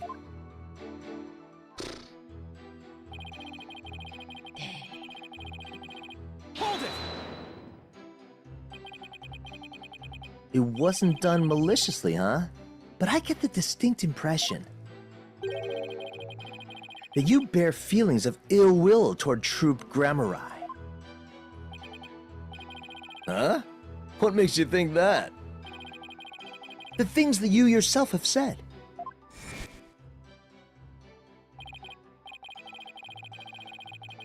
You'll see. I'll dig up the dirt and expose the dark heart behind that sweet smile. I'll prove those Grammari magicians are all a bunch of lowlifes. Rude. And I also get the impression that you felt this way for a long time. Objection. Words such as those can be interpreted in many different ways. For example, though I bear the defense no ill will, I would not hesitate to say that he is a good-for-nothing lout of a lawyer. You bear me no ill will? Could have fooled me. And yet, it is the truth. I am only strict on you, as it seems you have strayed from the path. If you have any objections, Mr. Justice, please make your case with evidence in the future. Mr. Reddins, please continue your testimony.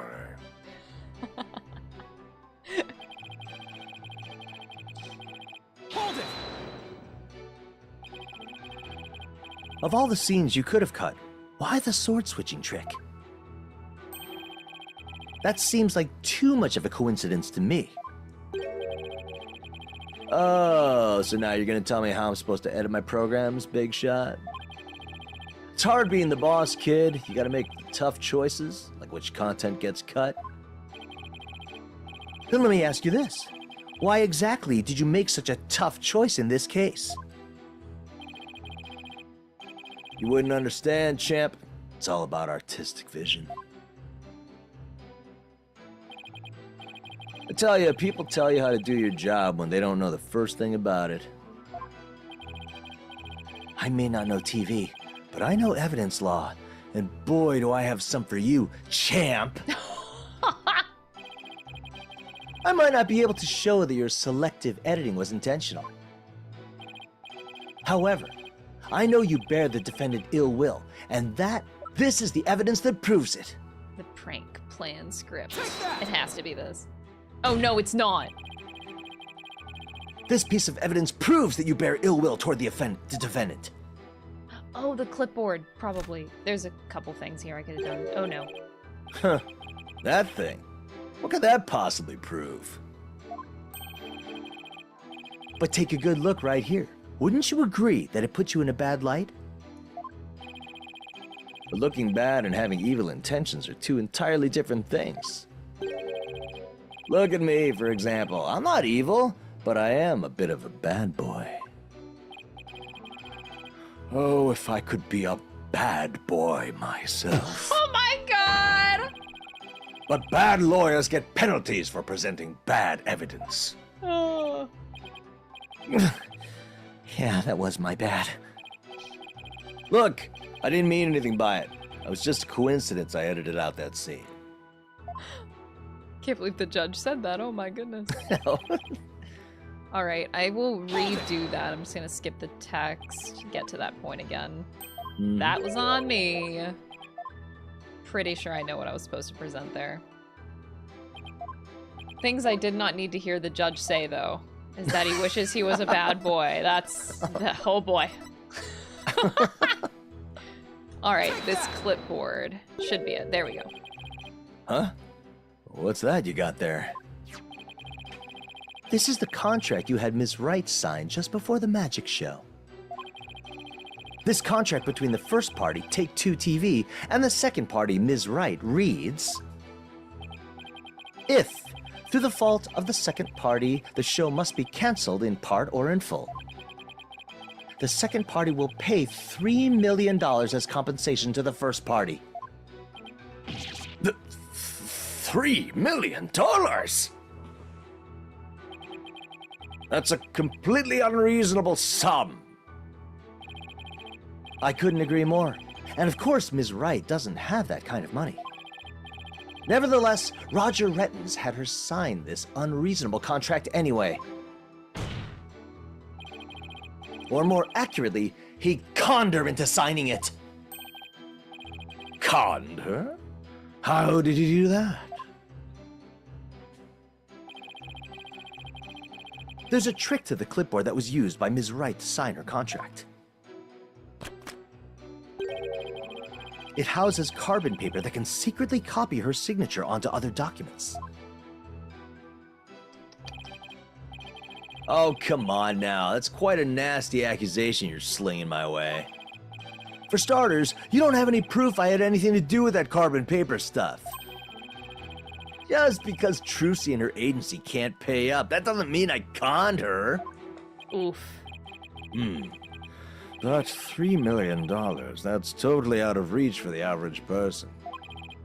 In any case, this is important new information. Please add it to your testimony, Mr. Reddens. Okay. You don't have... Where's your proof linking me to that tricked out clipboard? You don't have any, do you?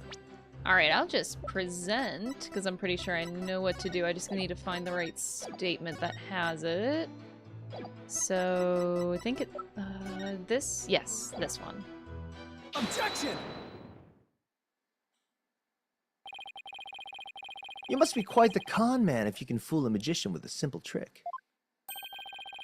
But if you think you can con a lawyer, you're very much mistaken. Hey, kid, would it kill you to enunciate in front of the camera? You know, like a newscaster? I'd like you to take a look at Miss Wright's signature here on this note. Now let's compare that signature to the one here on this contract.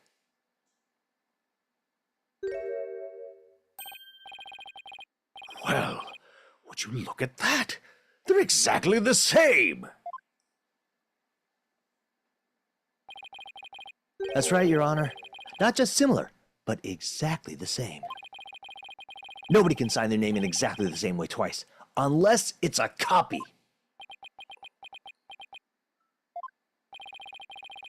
These signatures are proof positive that you conned Ms. Wright. And they definitely prove your malicious intent. Yeah, get him! Say, not bad, lawyer guy. Didn't know you had it in you. This is really getting interesting now. I'll get great ratings for sure. Don't try to dodge the issue, Mr. Reddens. The fact is that you bear ill will against my client. Get his ass. So the show footage was definitely edited with malicious intentions. Isn't that right? Objection! Woohoo! What a forced argument, defense. All you have really proven is not his ill will toward Miss Wright, but his pecuniary greed.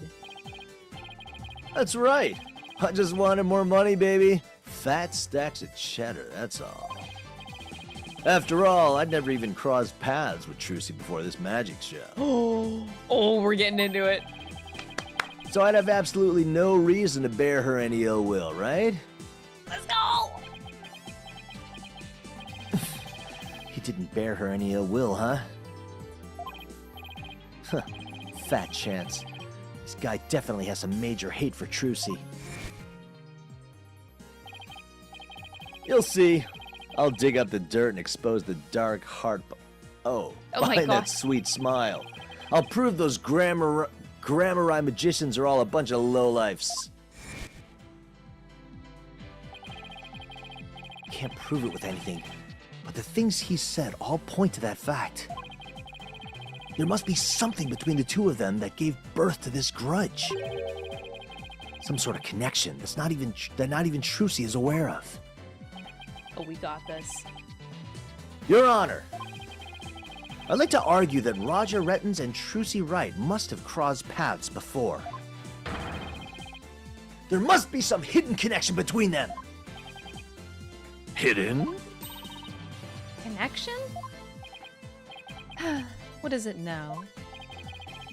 Just what are you getting at, Mr. Justice? It is futile to even ask, Your Honor. Surely it is just another one of the defense's feckless claims. Objection! You don't seem to have a very high opinion of me, but once you hear my argument, you'll wish you'd taken me a whole lot more seriously. Will I really? Very well then, do proceed. Did you figure something out, Apollo? Nope, not a thing. What? That was just some good old-fashioned bluffing courtesy of Mr. Wright's fine training. Oh my God. I hope you know what you're doing. If you're going to make such a bold claim, Mr. Justice, I hope you're ready to elaborate. What is this hidden connection between the defendant and Roger Redden? They're dating. No! Why is this an option? No! Rettens is a magician. That sleight of hand trick Mr. Rettens did during the recess earlier. Filming is prohibited inside the courthouse. Do you want me to get the bailiff? Huh? Filming? What are you talking about? I don't even have a camera on me. What if Mr. Rettens is a magician too? What if? I believe it's up to the defense to fill in the blanks, not me. Well, if he is, he may have had some contact with Ms. Wright somewhere along the way. Objection.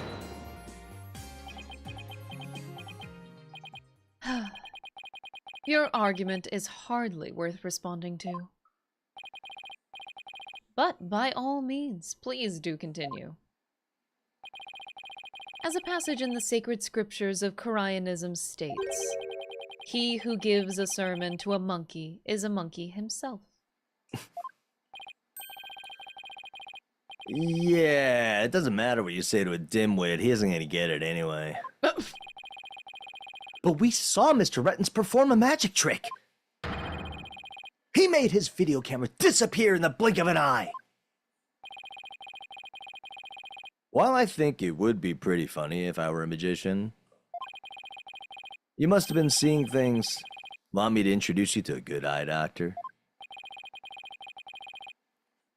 If a connection as tenuous as that is all it takes, then every magician in the country could potentially bear ill will toward the accused. I guess you're right. You're not the sharpest knife in the drawer, are you, short stuff? You would do well to cleanse that putrid mind of yours in the holy waters of Mount Pony Pony. 3 days under a frigid waterfall, and even you should rise to the level of a monkey. A numbskull for a numbskull. Well, this numbskull has thick skin, so there. I think I get what they're driving at. Even if he is a magician, it's not exactly a reason to bear a grudge against Trucy, is it? Hold on! I can think of one person. One magician who has a reason to bear a grudge against Trucy.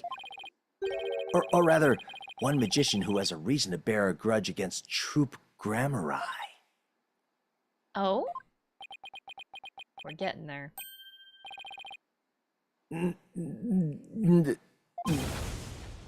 No way! Is something wrong, Mr. Justice? Your Honor, the defense wishes to submit evidence at this time. I see. And what sort of evidence do you have for us? Evidence that points to the real killer, the one who had a motive to commit this crime. What?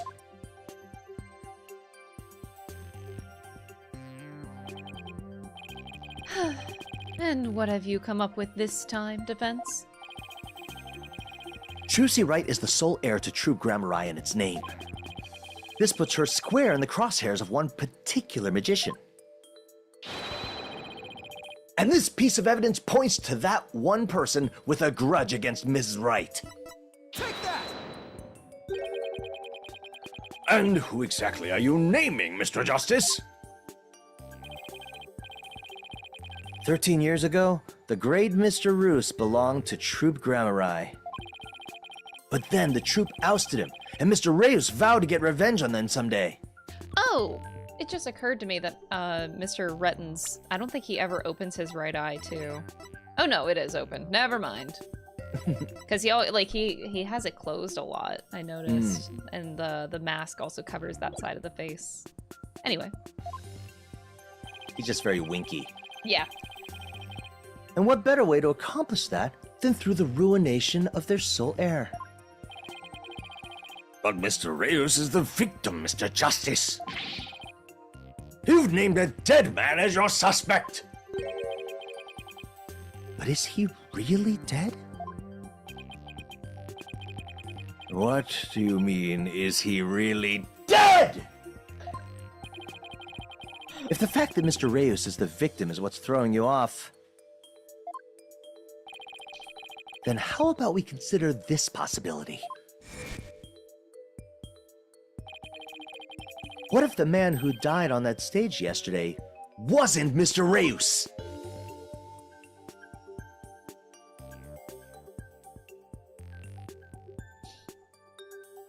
We're finally getting there. What? You mean the victim was an imposter?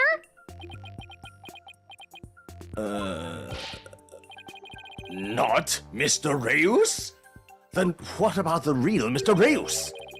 It would mean the real Mr. Reyes is still alive.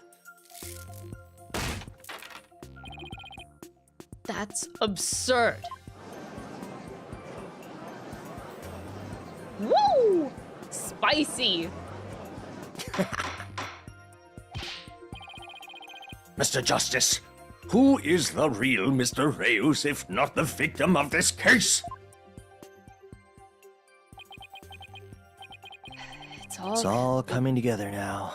My brain shut off. I finally see the gimmick, the trick to this entire case.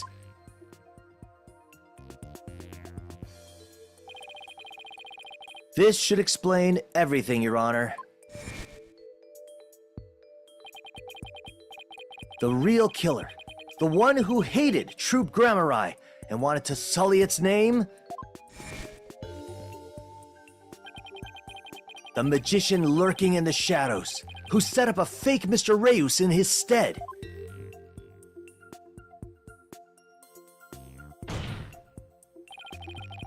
The real Mr. Reyes is... Take that! But that's... Yes. Yes, it is. Roger Rettens is the real Mr. Reyes! Got him. What? Him! Objection! Oh. Oh, hollow red pepper. Your impotent seeds sprout naught but meaningless, empty words. You can't possibly have proof to support such an outlandish theory. It's not a bad idea for a soap opera. But not even die-hard fans of the genre would stick around past the pilot. You want proof? Well, I've got proof. I can prove it by... Yeah. proving that the Mr. Reyes in yesterday's magic show was a fake. And to do that, I just need you to look at this spot on this poster. Take that! Take that! This is the injury Mr. Reyes sustained while practicing a magic trick 13 years ago. However,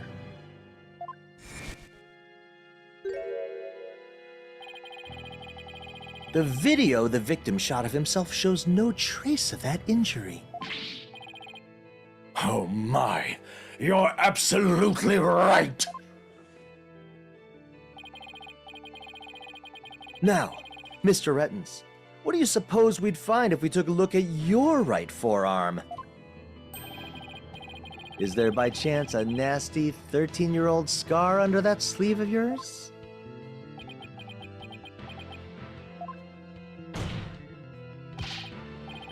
Well, Mr. Rettens, why don't you roll up your sleeve and let the court have a look? Or are you hiding something else up there? What if he got like surgery done to hide it? He's got nothing. Come on now. I have nothing up my sleeve. I don't need to hide anything up there, because I require no tricks or gimmicks. For you see, my magic is the real deal. Oh, it is there. Is this what you were hoping to see? Oh, there it is! The scar! Just as I thought. That's right. I am the forgotten magician, abandoned to the dark understage of history. Ooh. The great Mr. Reus.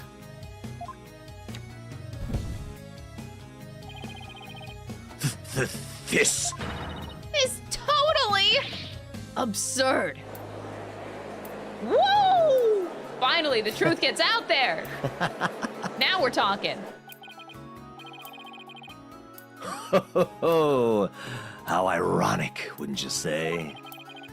That this odious mark carved into me by Troop Grammari would bring me back into the limelight once more. Strange are the karmic threads before me. If the witness is the real Mr. Reyes, then who is the victim who perished in the magic show? He was but a fan. I met him on one of my programs several years ago. Oh, he just sacrificed one of his fans? He said he had become a magician out of admiration for the great Mr. Reus. In confidence, I told him my true identity and let him take on my mantle. And when did this man take over for you? About 2 years ago, I taught him my tricks and even acted as his producer. And so a mere amateur became a popular magician overnight, courtesy of my magic on the stage we call television. Hope you enjoyed the show. You really had us all fooled.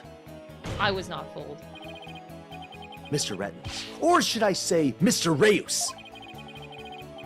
In your hatred of Troop Grammari, you killed the victim, Mr. Mystery. And then set up Ms. Right to take the fall, didn't you? You did it all just to tarnish the Grammari name. Oh. Ho, I have no idea what you're talking about, lad. I set up the prank, that much is true. But it was simply a harmless joke on Trucy, I assure you. Oh my goodness. Yet she learned of the plan and made use of it to commit murder. That is how strongly the criminal element runs in the blood of these Grammaris. Objection! But if it was a secret prank plan that very few people knew about, couldn't you have been the one to use it for murder instead? Oh my gosh! Ugh. Yikes! His head! Oh my gosh! Just kidding. Oh my god! What the heck was that? Heed my words, lawyer lad, for I fear your grasp on reality is slipping. I do believe I told you that my magic is real. It employs neither tricks nor gimmicks. Enough with the ambiguity. Why don't you make your point already? My alibi is as pristine as ever. Wouldn't you agree, Prosecutor Sadmani? Yes, I suppose that is correct. The witness does have a solid alibi. What?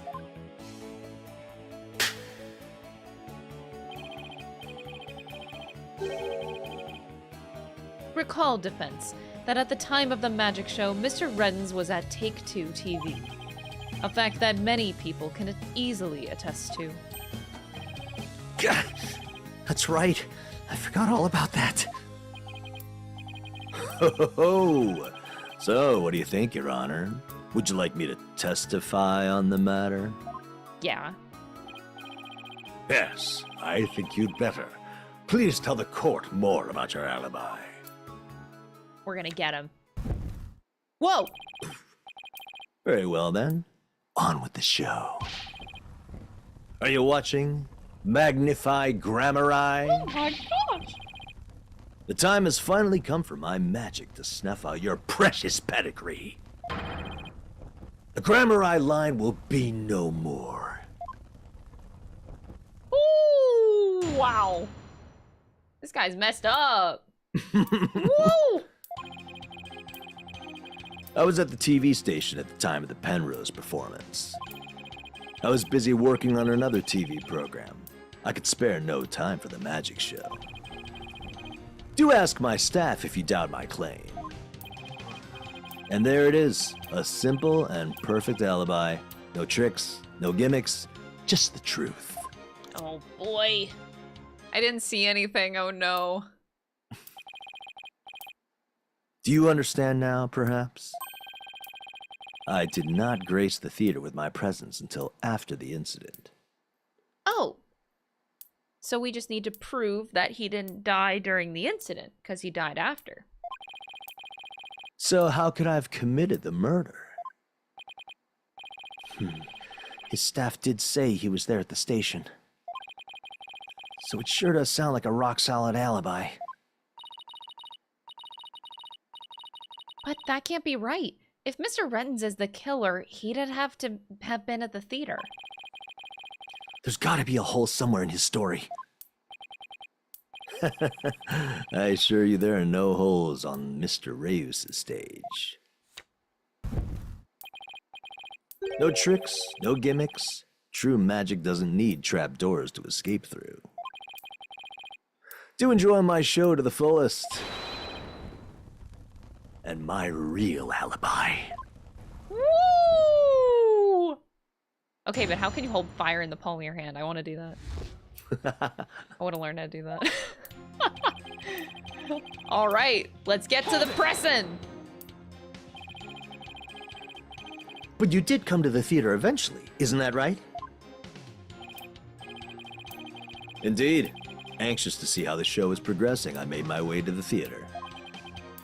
Let's see. My journey took about 10 minutes by car. Could he actually have been at the theater during those 10 minutes, killing the victim? Ho! Allow me a stab at reading your mind. Ooh. Aha. Could I have been at the theater during those 10 minutes killing the victim? Oh. How in the... But no, I took a taxi. The driver can attest to that. Feel free to call the taxi company if my word doesn't satisfy you. The driver's a big fan of the ratings Raja. I even gave him my card. He gave the driver his card? That was very clever of him. You might as well give it up, lad. Questioning real magic is a fool's errand. Besides, you know very well what I was doing at the time of the incident. Oh boy. Hold it! What was this other TV show you were working on? My own special project, you see. One moment. Perhaps this is more appropriate. It's a Ratings Raja special production. Yeah! Hang loose, baby. It's called Desperation Regeneration. He switched personas just to say that? What's the show about? Washed-up has-been singers and comedians get together and play musical chairs. The winner of the game is given a second chance at their career. A priceless prize for chumps who washed up too early in life. Sounds great, right? Might I suggest you appear on that show, Mr. Justice? As the ex-lawyer who used to make ridiculous bluffs in court and faded sadly into obscurity. And let the Ratings Raja produce my TV debut? Not in this lifetime. So mean! You have great reactions. Who knows? TV might be your true calling. Hey! Whose side are you on? In any case, I was overseeing production of this program during the Penrose performance.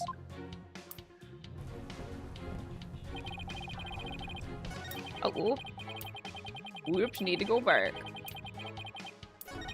Alright. Hold it! How do we know those staff members aren't in cahoots with you? I make it my business to perform solo. My magic has neither need nor want of assistance. After all, one of them could reveal the secrets behind my magic, could they not? So he doesn't trust anybody, huh? He's the complete opposite of Trucy. There were many people there in the studio audience who saw the witness as well.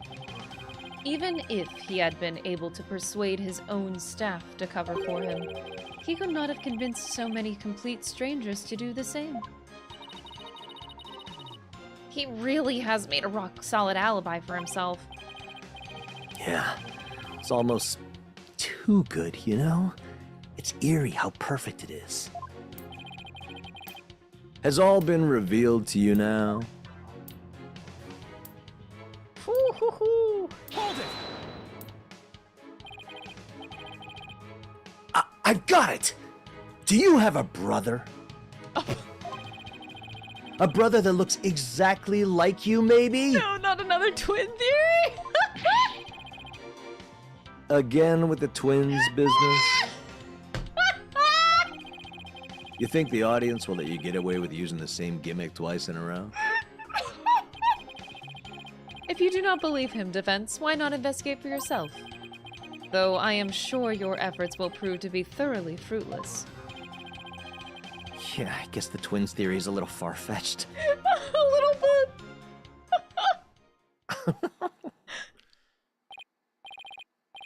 Ugh, his alibi really is airtight. I believe we've heard enough. While I believe the witness does indeed harbor some ill will against the defendant, there is no reason to doubt that he was at the TV station at the time of the incident. Yes. The facts prove it was impossible for the witness to have been involved with this crime. These last rites for the victim have dragged on long enough. The soul of the victim himself is so bored that it is resting on top of Your Honor's head. It is?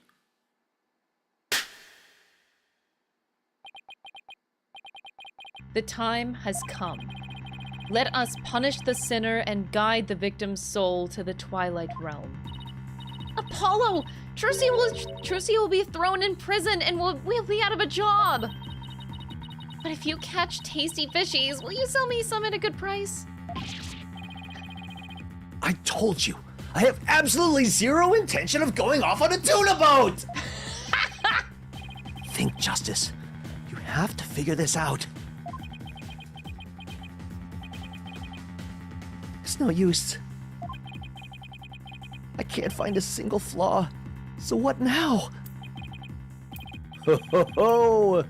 Behold my never-ending magic show. Come for the awe-inspiring showmanship of the great Mr. Reus. And stay for my grand illusion until the end of time.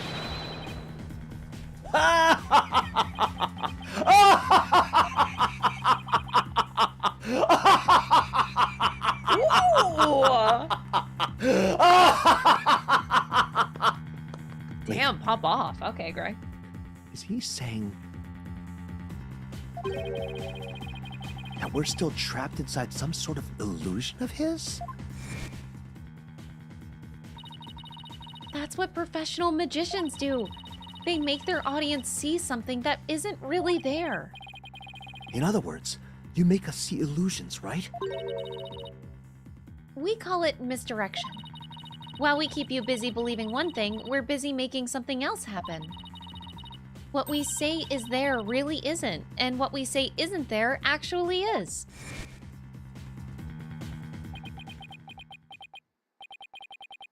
Could it be? You know what, Mr. Rettins? I guess we have all been spectators to the elaborate illusion you've prepared for us. An illusion that has subtly turned our attention towards something you wanted us to see. What are you going on about, lad? Have you got something, Apollo? I just remembered something Trucy said about... misdirection? What a magician says is there really isn't, and what they say isn't there actually is. If we've all been taken for a ride by Mr. Retton's magic, then maybe he's made us see something that wasn't really there. It's time to rethink all of my assumptions about this case. What have we been made to believe was there when it actually wasn't? What have we taken to be the absolute facts of this case? His alibi.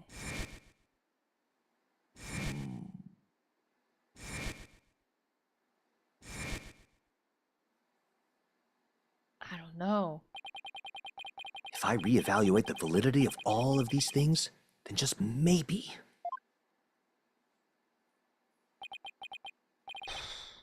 Athena, there's something uncanny about this case. Okay, what is it? Retton's alibi. It's too perfect. That's true. It's like it's impossible to break, no matter how hard we try.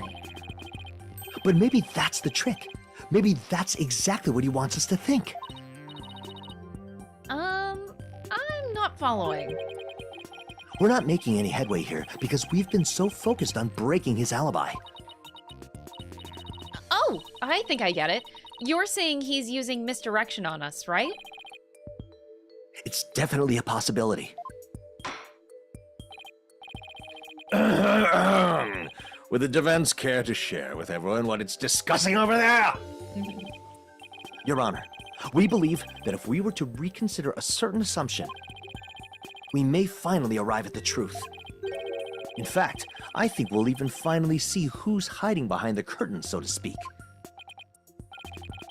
And what is this certain assumption you're thinking of? This is the one key assumption we've been taking for granted this whole time.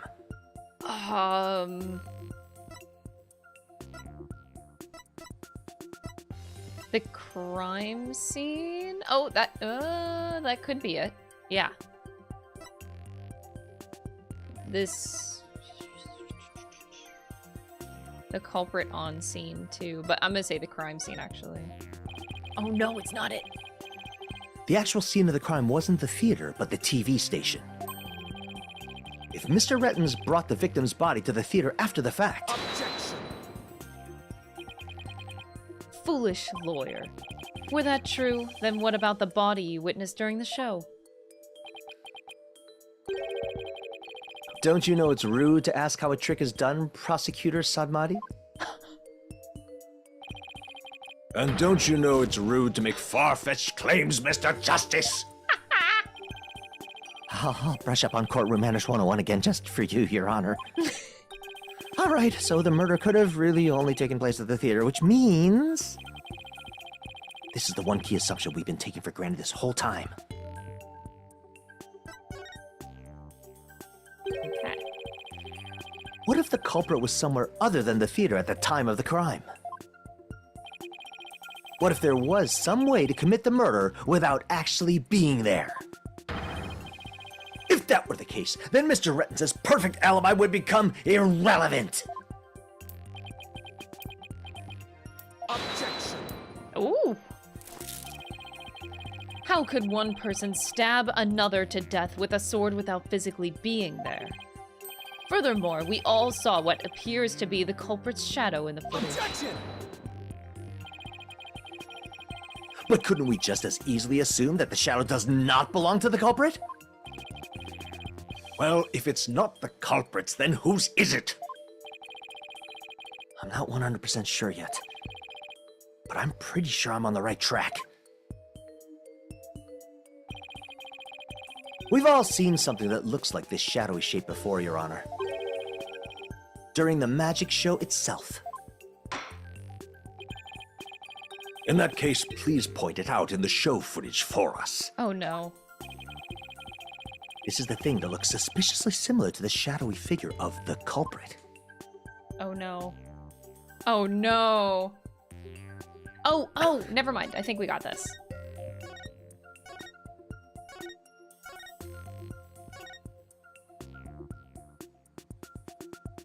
Did it happen already? Or no?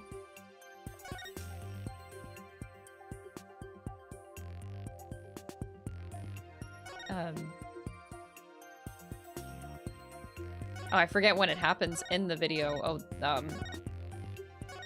before this? Oh, there it is. Take that! Okay. Whew. Easy Nice. peasy. Doesn't this shadow resemble the suspicious shadowy figure? Now that you mention it, it does, doesn't it? Is right. Could you identify this shadow for the court? Let's see. I believe that's Mr. Hat's shadow. It's from when he's being pulled up from the stage to the catwalk overhead by a wire. Then, could this shadow that's shown later in the footage be Mr. Hat too? No, that's not possible. After Mr. Hat was pulled up to the catwalk, he stayed up there. In other words, this second shadow is from some other figure being pulled up. Some other figure? I'm afraid you'll need to be more specific than that, Mr. Justice. He's right. We've come this far. I'll just have to figure it out from the clues I have on hand. What is the second shadow shown in the footage? Oh, that's a great question. The second shadow in the footage, it can only be a few things. But my original theory was that it was the body being pulled up. But I guess that wouldn't make sense now that I think about it further. The sword, maybe? No. Okay. I'm gonna say the crime photo. Take that! Oh! If we consider what was happening on the stage at the time, there was only one answer. My theory! The shadow belonged to the fake Mr. Reus. In other words, Mr. Man of Mystery. The victim? Please take a look at the prank plan script. Mr. Mystery was to pretend to be dead, and then fly up into the air after that. Isn't that right, Mr. Rettens? Indeed. And what of it? I contend that that's exactly what happened.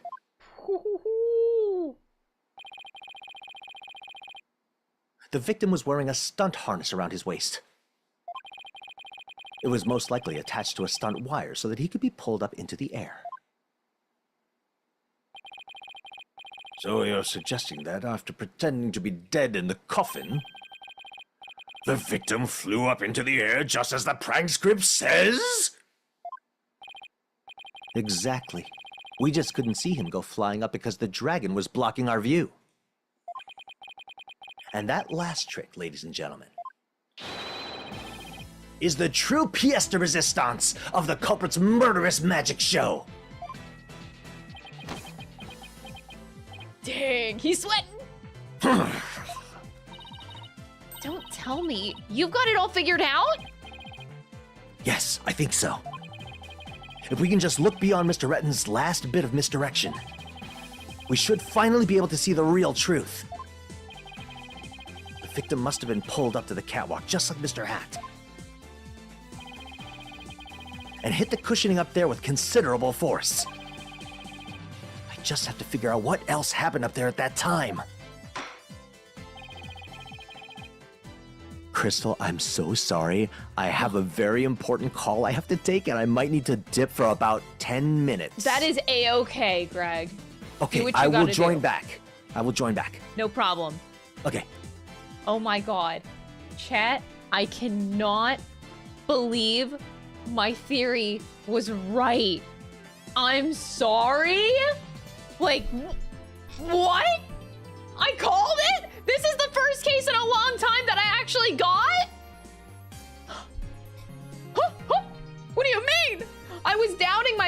a little bit with my theory, but like I called this a while ago.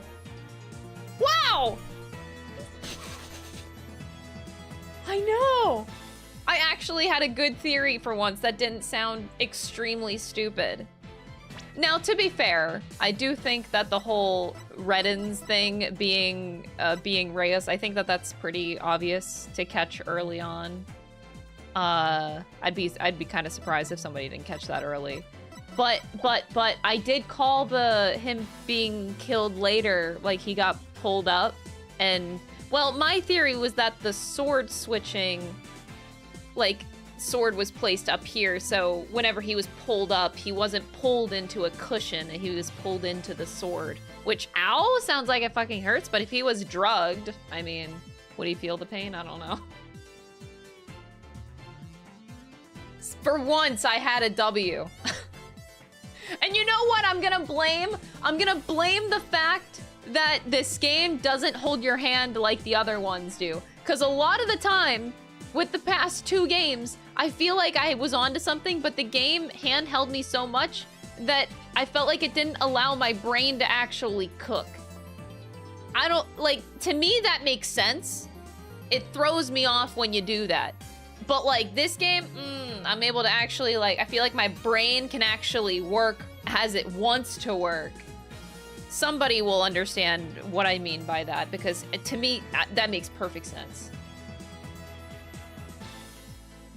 I love this game and like the difficulty. I feel like my brain isn't frustrated, so it's like flourishing. I love it. I love it. Gotta love Greg, he's killing it, isn't he? We're almost done with this case here. And then we can not hold him captive, but yeah, Greg's killing it. Oh, I can unpause alerts for a little bit. I had them paused while we were running. Just to thank people. So we have Arrow. Thank you so much for the 50-month resub. In all fairness, Persona 3 has taught us that a theory being stupid and a theory being true aren't mutually exclusive. True. Brian, thank you so much for gifting a sub to the Apollo Justice fanboy. Very much appreciated. And thank you for the 100 bits. I appreciate it. I'll pause the alerts again whenever Greg's back here. I'm just so happy that my theory wasn't stupid, because like, so we knew that it was gonna come to the whole like Rettens' Reyes thing. We knew it was gonna come down to that. And then I wasn't quite confident about like how he actually achieved the murder. But I'm glad that what I said before actually worked. I wasn't expecting that. Without the game putting the brakes on, it allows your mind to go on a road trip and explore without a road map. Oh, I like the way you said that. Yeah, that's a nice way of putting it. Miles, thank you so much for the 40-month resub. And Pikes, thank you so much for the $5 super chat. I appreciate it. Greg is the best here, perfect VA, isn't he? He's fantastic. And yes, this case is actually 1 day. I was expecting it to be 2 days, but after yesterday's stream, it seemed like we were headed in the direction of we were wrapping this up today.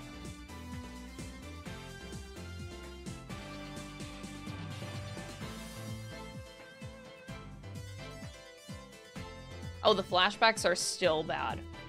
You notice whenever the flashback happened to Rettens on the stage, that happened, that they did the same flashback twice, and even Greg hicked up there. He's like, wait a second.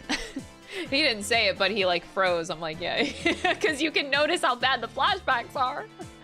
They're so bad. All of today's were just as bad.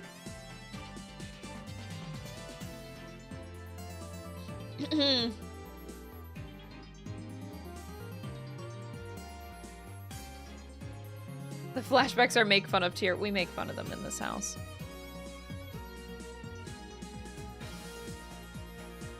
It's fine.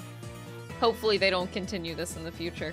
I don't remember. Like, I'm trying to recall what the Great Ace Attorney Chronicles was like, and I don't... Like, I remember flashbacks in the Great Ace Attorney Chronicles, but I don't remember it ever pulling me out of my immersion whenever I played. Like, where they were abused so much that they pulled me out of a moment. Which these games have done a lot, the whole trilogy.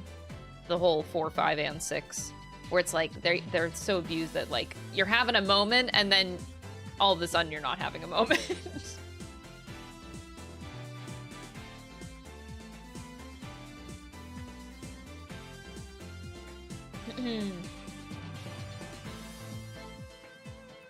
Yeah. OG Trilogy had flashbacks. Like, flashbacks aren't bad. It's just if they're overused and just using flashbacks just to use flashbacks. It's like some of them I'm just like, why do you need to show me this? You're treating the player like they're dumb, and the player is not going to react very well if you keep treating the player like they're dumb.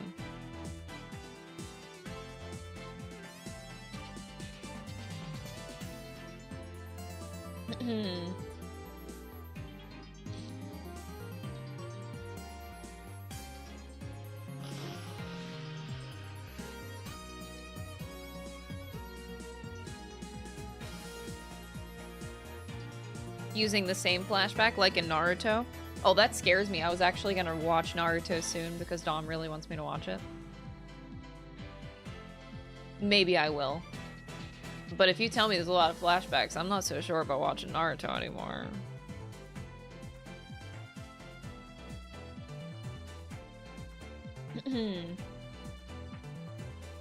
Yeah.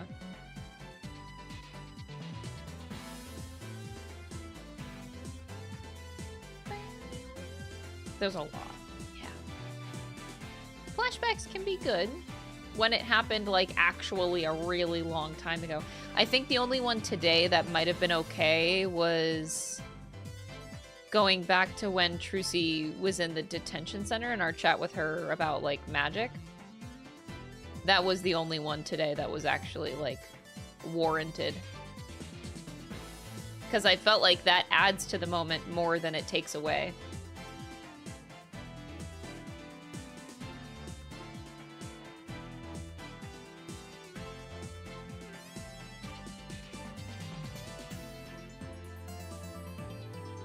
Doesn't Rettins look like Cabanela?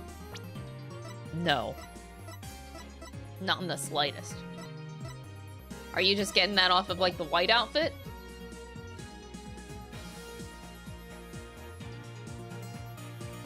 You know what I remember most about Cabanela? Pointy chin.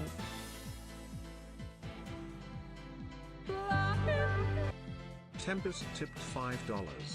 From the series so far, which game had your favorite music? Jamming to Apollo's objection theme got me curious. Honestly, I don't know. I couldn't give you an answer. I would have to like listen to all of the songs and the OSTs from the franchise. I would have to do that. And then see what one sticks out the most to me after that.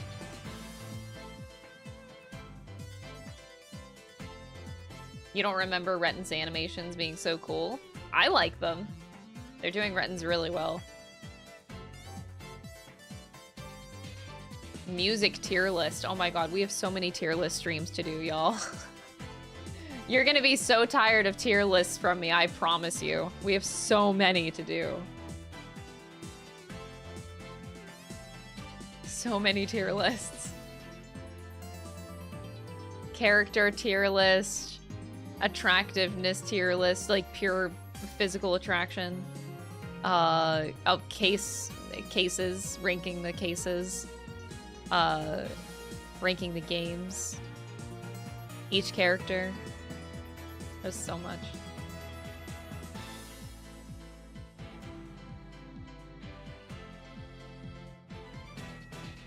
Can't wait to see Snapcube react to this.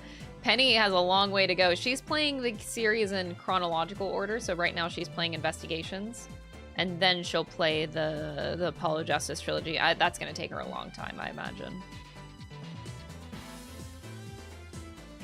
Edgeworth Sprite tier list? Oh my gosh. Y'all. What the fuck?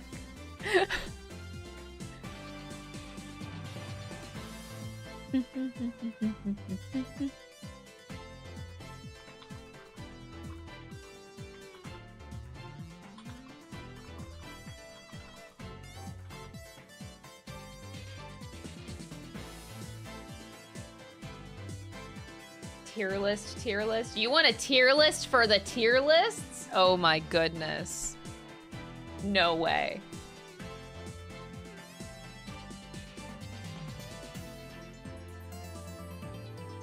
Prosecutor tier list? Y'all, you guys are just like...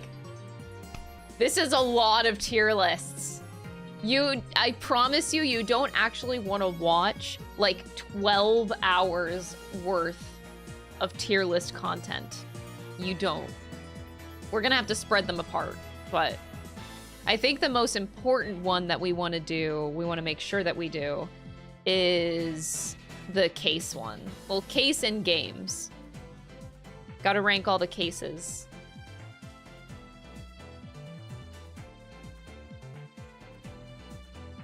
We want content. I try to give so much content.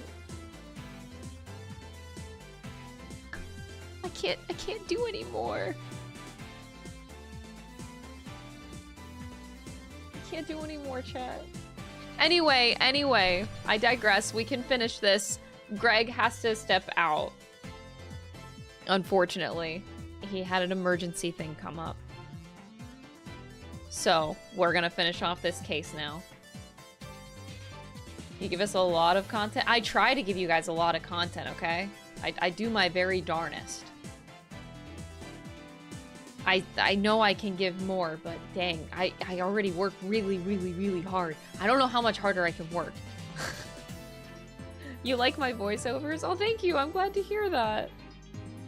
I'm working on it, Captain. I got my voice coach now in my life. I'm working on it. Our next meeting is on Friday.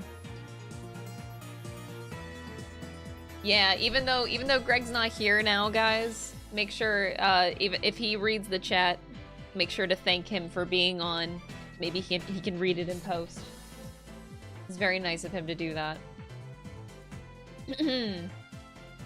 He's a busy man, and he chose to spend time on our stream helping us voice Ace Attorney. Peak Attorney, I should say. So huge shout outs to Greg. And make sure you guys go follow him on socials. He does Twitch streams. He's also on Twitter. Can we get, Mods, could you possibly help me get some links in the chat for people to follow Greg? Would greatly appreciate. Oh, there you are! See, Greg is right there. Actually, I could do like a shout out command. Shout out Greg. Alright, there we go. Go give Greg a follow on Twitch, on Twitter, all of the things. Go support all of the things he is in. Please do, chat. Please do.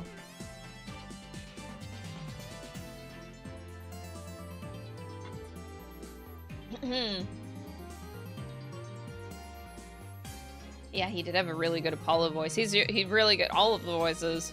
Completely nailed. What's a Twitter again? X.com, as the nobody says.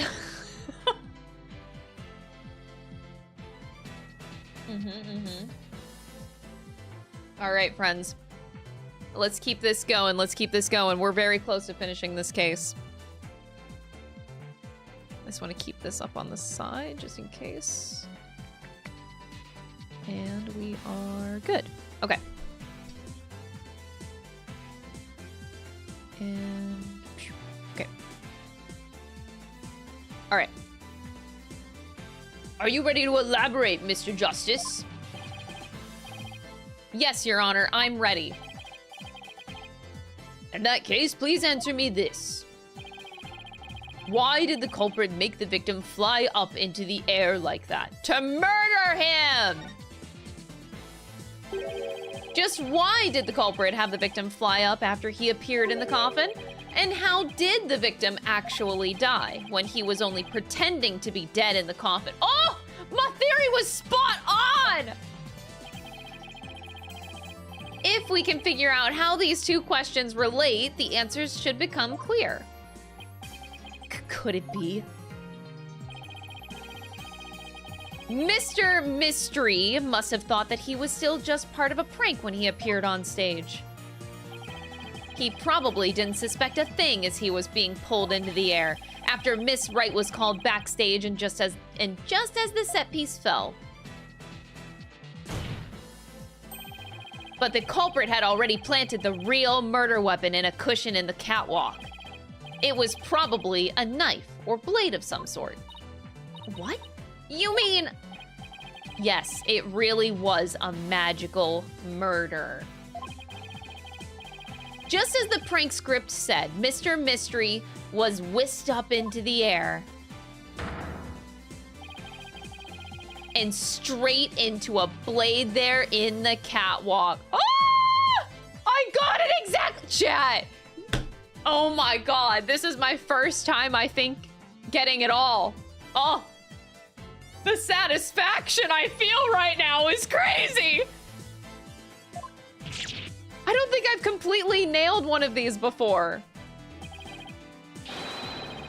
In other words, this murder was committed remotely through the use of a magic trick.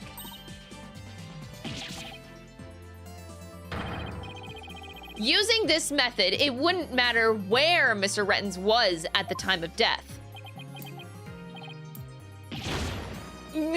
Yeah!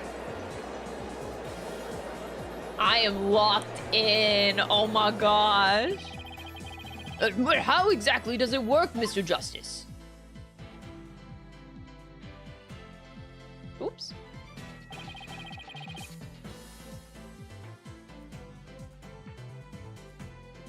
Oops. I still had Zoom open. All right, I can close that. Okay, we're good. Just before the murder occurred, the dragon set piece was up in the catwalk. It and Mr. Man of Mystery were connected to each other by a wire at that time. By carrying out the prank plan, Betty made the dragon set piece fall, which caused Mr. Mystery to rocket straight up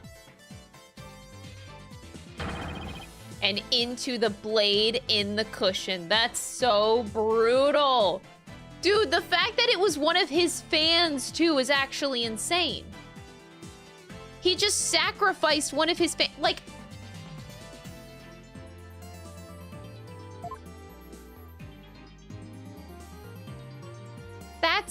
you're a psychopath.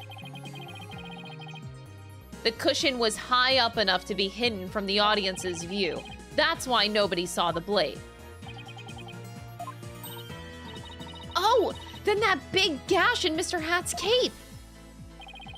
The blade must have been set up overhead sometime before the magic show.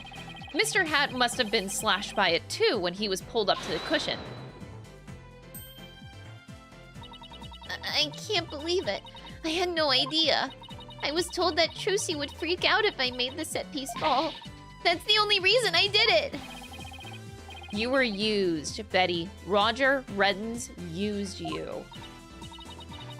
I thought he was my little puppet to boss around, but it was the other way around. After the incident occurred, Mr. Reddens arrived at the theater. He got the murder weapon and swapped the rubber sword with the bloodied steel one. That's also when he lowered the victim's body down to the stage. But how did he have time to do all of that? When the set piece fell, the audience was evacuated from the building. He was able to do all those things after the fact because there was no one around to see. A horrific murder camouflaged by a spectacular magic show. That sounds like the kind of murder only a magician could pull off. As long as the show proceeded as it was scripted, Mr. Mystery was doomed to die. That's why it was you, Mr. Rettens, who killed the victim all the way from the TV station. This prank plan, or should I say murder plan, proves your murderous intent. Grab her eye! Woo! Oh shit, oh shit, oh shit. We don't have solid proof. He's gonna yell at us, he's gonna yell at us.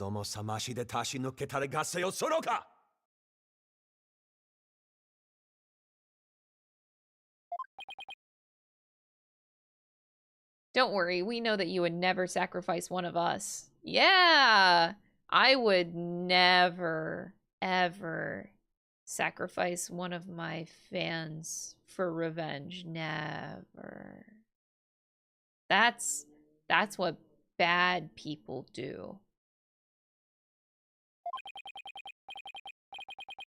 You dim-witted, ignorant, imbecilic, putrid red pepper. He can't possibly have a counter-argument to make. Talk about not knowing when to let it go and move on. Do you have a rebuttal or something? Prosecutor said, Marty. No blade of any kind was found in the cakewalk, which means you have no evidence to support your theory. I figured they were going to go in this direction. Mr. Reddins retrieved it after the fact. Which still leaves you with no way to prove your wildly fantastic remote murder theory. Without proof, does it not make more sense to believe that the murder was committed there on the stage? Hold it! Twilight King, thank you for the Prime sub. I appreciate it. Enjoy your emotes. Oh my god, chat, I never got to announce. The plushie is on sale! The plushie is on sale now! Holy shit, I didn't announce at the start of the stream. That's kind of a big deal. Y'all, we have 3 weeks to sell 400 plushies. That's right, 3 weeks to sell 400 plushies. It's real. Can we pin it in the chat? Both chats? I forgot to shill earlier. Fuyoko Yuki, thank you so much for the 5 gifted subs. I appreciate it. Yes, it's an axolotl plushie. You could have your own. It's really cute. You could have your own plushie, chat. Right now, it's only on sale for 3 weeks. It's only on sale for 3 weeks. After that, it is never being sold ever again. Can't pin on mobile? Okay, hold on. Let me get this pin. Let me get this pin. It's very, very important. Oh god. Why is this so hard for me to do? Oops. Okay, I got it.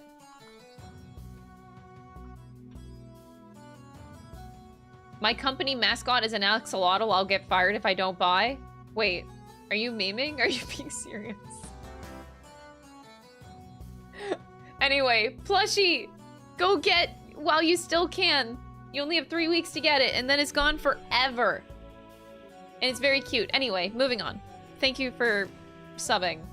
It made me forget that I have to, like, plug my plushie every now and then now. Okay. That's where the blood-stained sword was found, after all. That is a very good point. As the only person who could have committed the crime there on that stage, Trucy Wright remains the prime suspect. Ah! It would appear that what you call truth is a little more than a cheap parlor trick. In the end, you have done nothing to prove the accused's innocence. It is time at last to let it go and move on. Let it go and move on.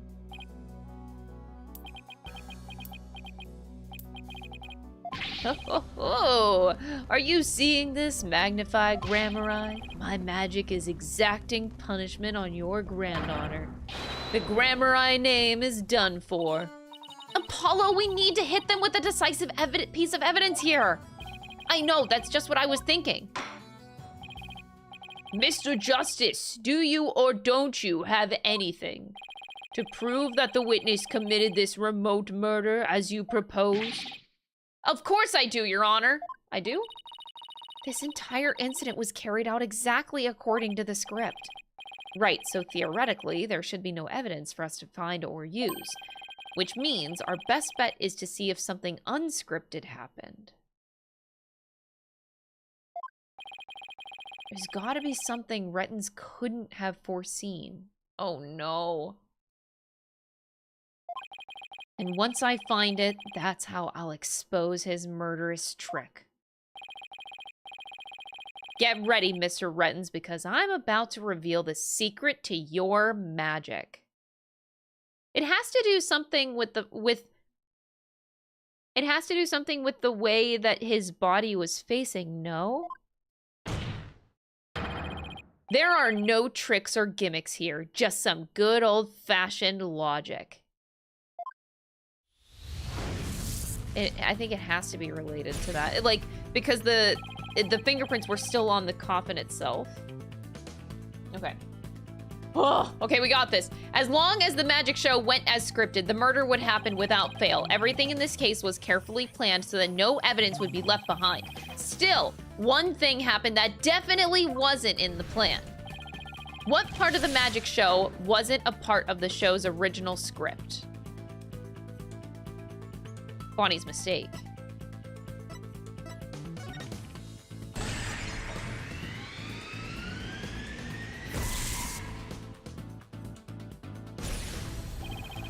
Bonnie made a mistake during Trucy's escape trick.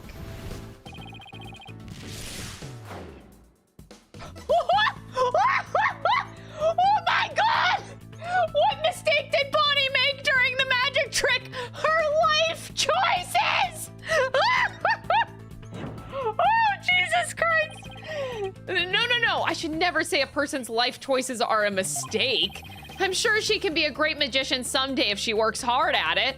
Good luck, Bonnie! Anyway, getting back to the case. What was it? Oh my god! Dude, the fact that that was an achievement on Steam is insane. Choosing that option is literally an achievement.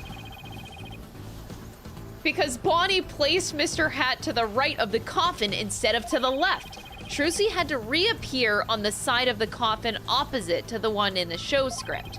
But the culprit didn't know that when he first arrived at the theater, which means he was bound to make a slip up when he tampered with the crime scene.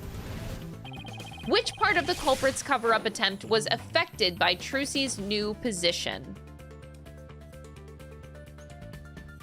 Fingerprints on the coffin. Or not.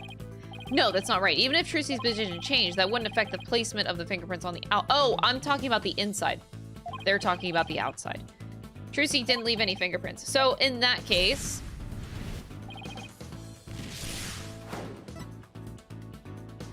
Oh, the edited show footage where the cards came out.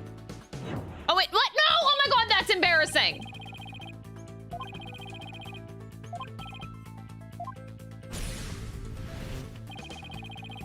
You didn't see that, chat. You didn't see that.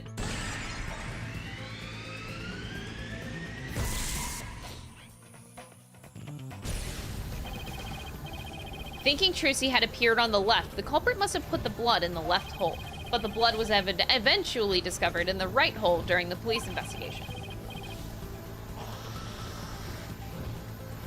If the killer had originally put the blood on the left side, then that means he must have tampered with the scene again afterwards to make it line up with the facts. To make the crime scene consistent with the facts, the culprit must have swapped the coffin size.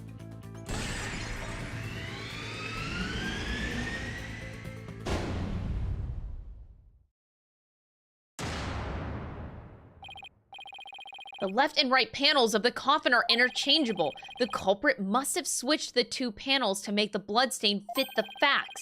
But the switch might have also given rise to something unnatural. There was something unnatural. Oh my god. All of that to say, okay, you know what? I don't like this brain blast thing. We just went in a giant circle for what I had already wanted to present in the first place. Another bluff, is it? There's no way you have anything of the kind. My magic is real. No, there are tricks and gimmicks to it, just like any other illusion. What? After the murder, you switched the left and right panels of the coffin, didn't you? And because you did, you left behind something very unnatural for us to find. This proves that Roger Rettons tampered with the crime scene after the murder took place. Which one is it? Which one is it? I think it's this one. There you go. Take that! The fingerprinting results. What about the fingerprints is unnatural?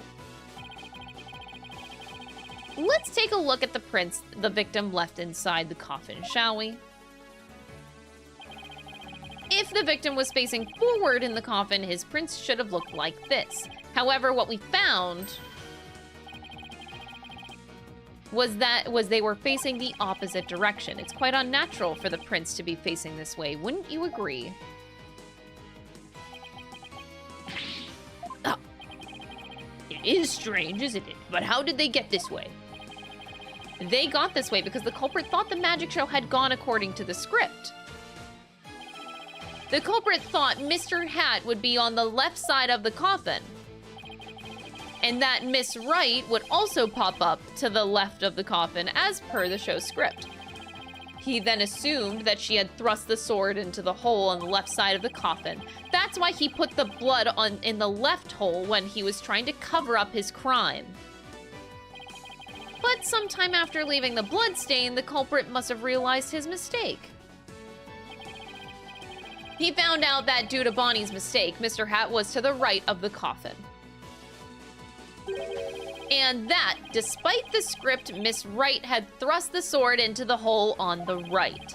In short, the hole with the blood in it was on the side opposite the one that Trucy used. To make the blood's location fit the facts, he had to tamper with the evidence yet again. So he tried to cover his tracks by switching the coffin's left and right panels. Enjoying a lot your playthroughs. My playthroughs. Thank you so much, Croquiet. Thank you for the 4-month resub. I appreciate it. Enjoy your emotes. Look, enjoy your Ambi emotes. Get the plushie. And that's how the fingerprints in the coffin ended up backwards. Because the culprit switched the two side panels around, the prints ended up facing the opposite direction. But instead of going to all that trouble with the panels, why didn't the culprit just wipe the blood away and redo it on the other side? I'm afraid that wouldn't have worked, Your Honor, because of a little something called luminol testing. Right, luminol, I almost forgot. Luminol can detect trace amounts of blood even if it's been wiped away, right? That's right. Wiping the blood away would have only served as proof of his meddling. How about it, Mr. Rettons? I did a pretty good job figuring out your trick, didn't I? Objection! What is there to object? Trucy Wright could have done the same just as easily. You have no proof that it was this witness who tampered with the evidence. Ah, but I do have proof. A person who was in the magic show would never have made that mistake of putting the blood on the wrong side. Least of all, Miss Wright, who surely would have remembered that she was on the other side. Oh my, you're absolutely right. Ugh. Why, you impudent. I'm sure you realize by now, Prosecutor Sadmati, that your claim that Miss Wright is the culprit just doesn't hold up. You and the accused are most certainly... Really, Miss Wright and I? Because I think that you're the one with a ticket there for trying to convict an innocent girl.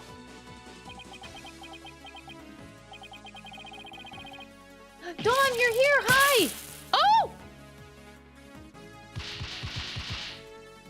He got beat up by his own beads?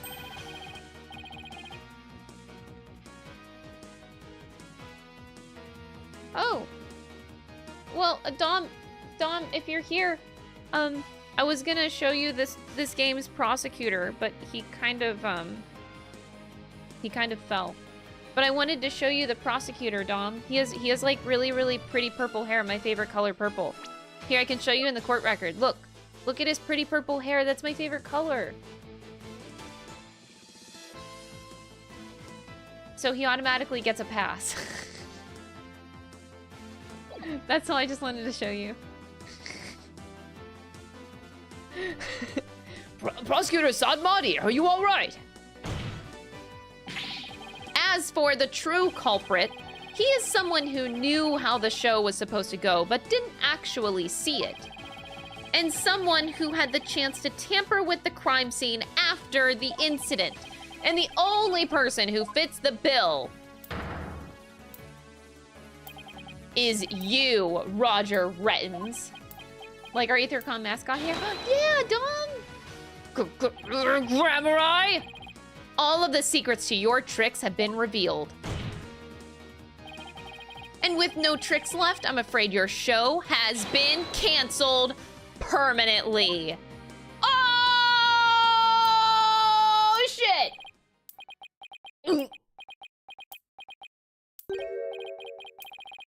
All of my secrets have been revealed, you say?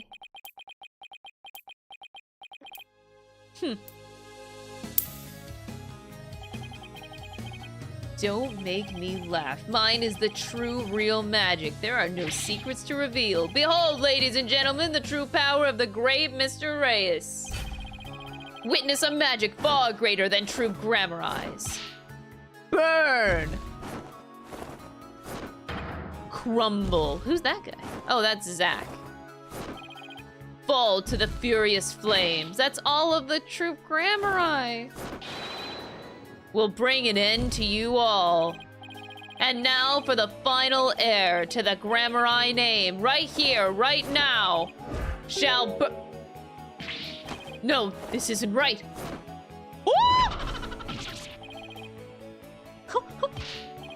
No, I didn't do anything wrong. No, it's not my fault. I'm not the one to blame. I'm the victim here. Ah! What? Ah! Ah! Stop, no! Ah! Curse you, Grammar-I!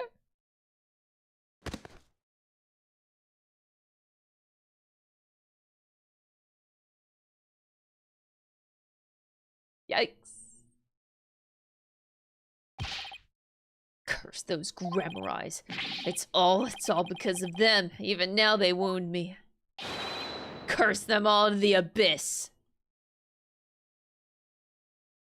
That was pretty good, damn, dude. Do you really hate us that much? Oh, Trucy. Does your hatred run that deep? Deep enough to kill an innocent man? You're damn right. You have no idea what humiliations I had to suffer. Your grandfather, Magnified Grammar-I, kicked me out after I got hurt practicing my magic. Noel Garibay tipped $5. Roger's plan failed because it was dependent on Bonnie of all people. Yup. He said I was too unskilled, that I would mess up on stage. He threw me out of the troupe just because he was worried about his own reputation.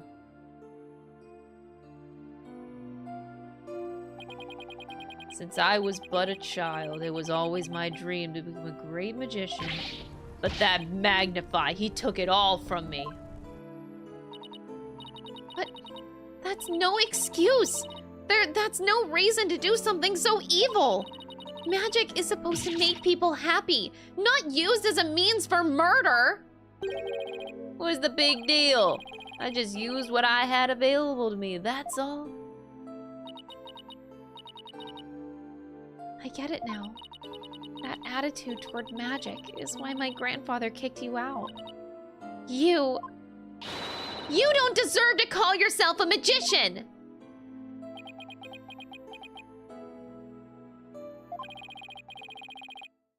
Don't deserve? I don't know about that. After all, you were completely taken in by my magic, were you not? If not for that lawyer over there, you would be on your way to prison as we speak. You're right. I didn't see through your tricks. Wow, rude. You see, so in the end, True Grammar-I was defeated by the great Mr. Reyes.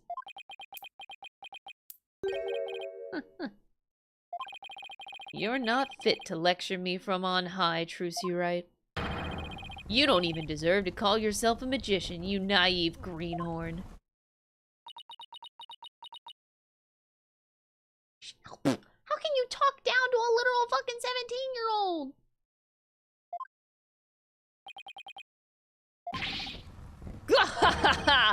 Oh god, now I'm imagining Greg's laugh from earlier.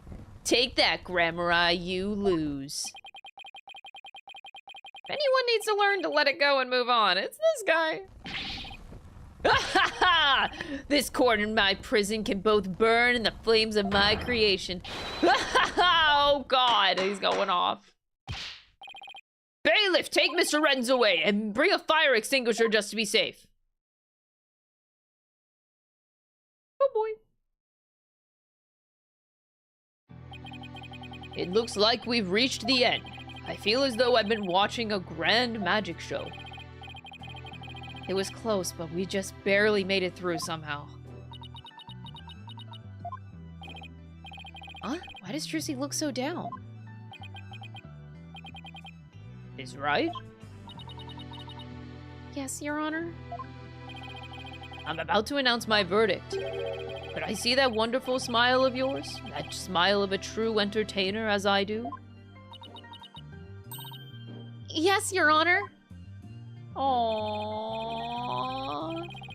The judge! That was actually so sweet. Judge W, Judge W. Now then, this court finds the defendant, Trucy Wright, not guilty as fuck! Yay!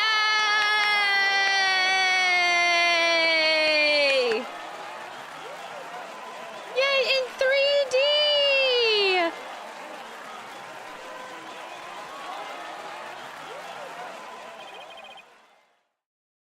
Court is adjourned.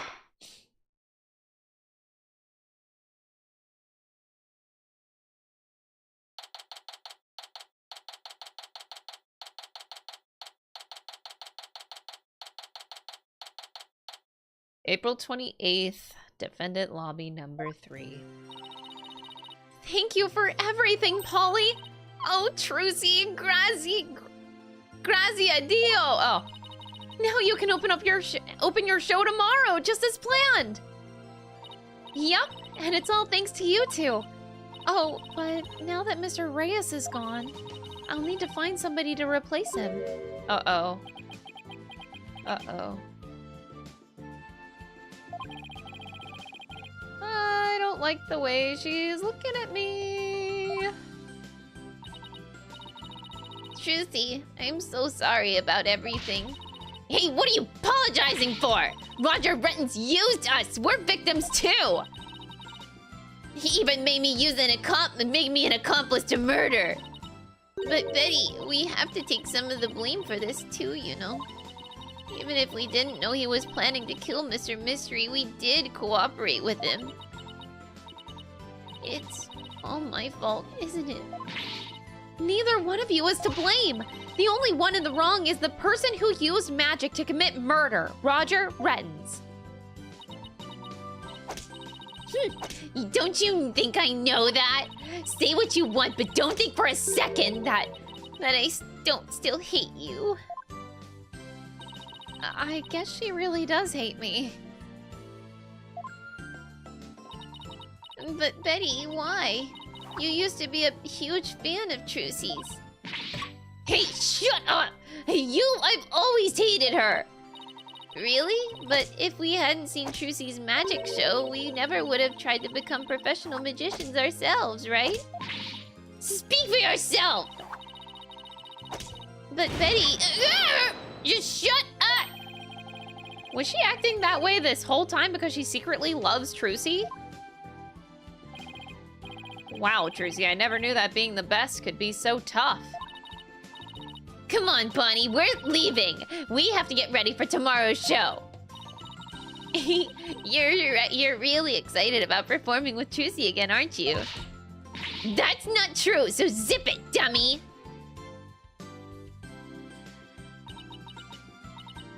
Holly? Do you think I really am a naive greenhorn? Oh. Huh? No way. She's not. Oh my god, this just happened. Come on. That deserves it.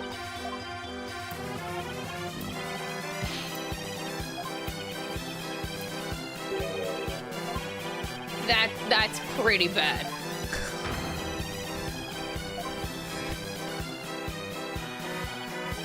Trucy, don't tell me you're taking what Retton said to heart. Oh, maybe a little. I didn't see through his tricks and I let myself be taken in by his magic. I can't trust myself anymore. Maybe he was right to call me a greenhorn. You shouldn't take stock in his words. He doesn't even know the first thing about you. You're a wonderful Grammar magician. You should be proud of yourself. Thank you, Apollo. But what makes you say that? I know you're a wonderful Grammar magician because of this. Take that! My grandfather's notebook. The Grammar Creed. A true entertainer always keeps a smile on their face.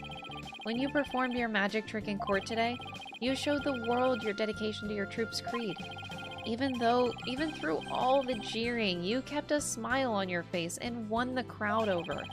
You are everything Magnify could have hoped for in an heir. You're a great magician, Trucy. A great magician? Me? You really are. That's why you don't have to worry about what Retton said. Oh, Polly, thank you. Still, I couldn't have done it without you. I would have lost my nerve if I'd been up there alone. But I was able to keep on smiling because of you. Me? I remembered what you said to me in the detention center.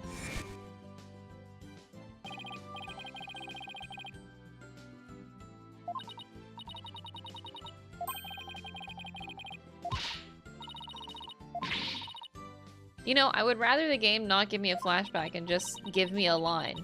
Remember what you said back in the detention center? That you thought you doubted yourself, that you swapped the swords?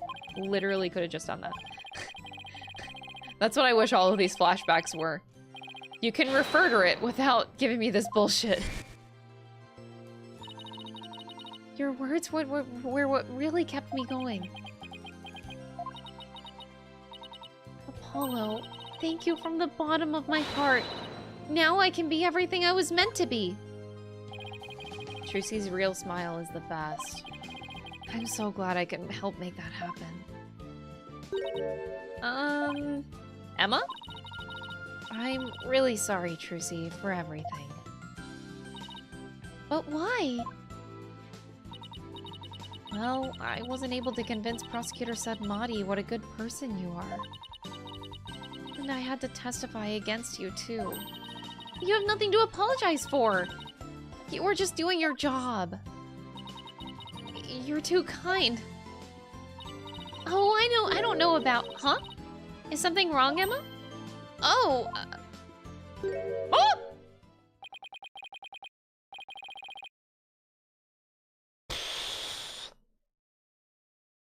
Why? Every time. Yeah, this happens every time. Every time you see a prosecutor for the first time outside of the courtroom, it's like a terrifying jump scare to me. And like, it actually does scare me every time. Because you know eventually you're going to see that prosecutor outside the courtroom, front-facing you, like this. But it's scary. Every time. Prosecutor Sadmati, what are you doing here? Detective Sky. Yes? I require your forensic expertise in order to close this case. Come, let us go. Wait! Prosecutor Sadmati! The trial is over, Mr. Justice. You and I are strangers once more, with no further need to interact. Monka. Strangers? Have you really forgotten all about me? What?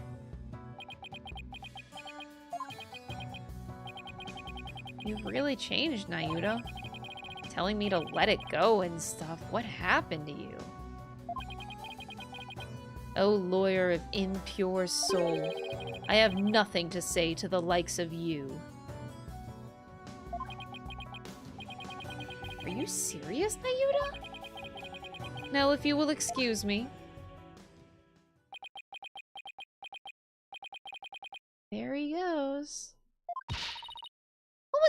about, Apollo? How do you know Prosecutor Sugmati? Let's just say we're old acquaintances.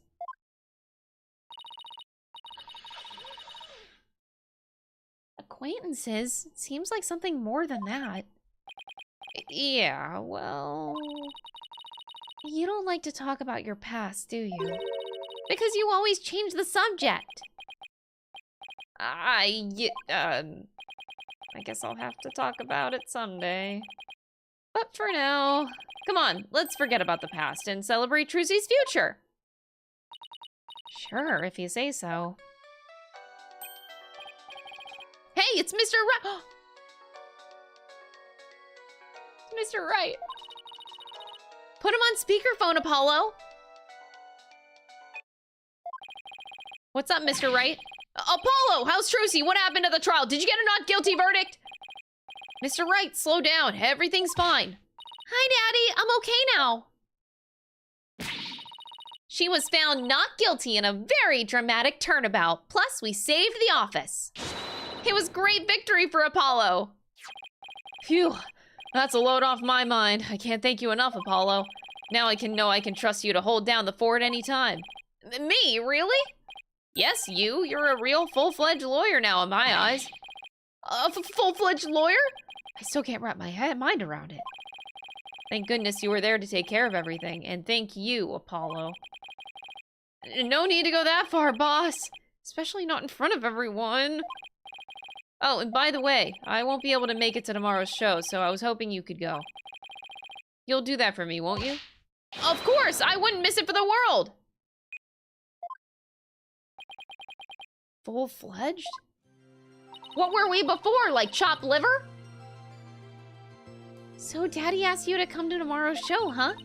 As my assistant, right? No, he just asked me to go cheer you on. Okay, then I'll be sure to save you the best seat in the house, Polly. The best seat in the house. I really appreciate the thought, but... Good, now then it's settled. Damn, Apollo really was just chopped fucking liver this whole time.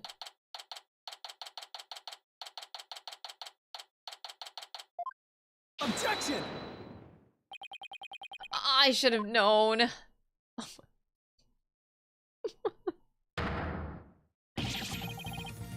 That this is what she meant! Magical girl Trucy Wright will now perform her greatest illusion yet.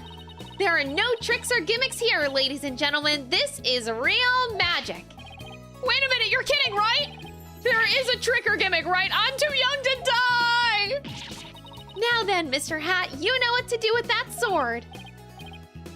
No, wait, stop! No! Ah! And that is how Trucy and Grammar Island ended on a rousing high note, with a big round of applause and Polly's ear-splitting screams. What kind of an ending is that? Damn, bro.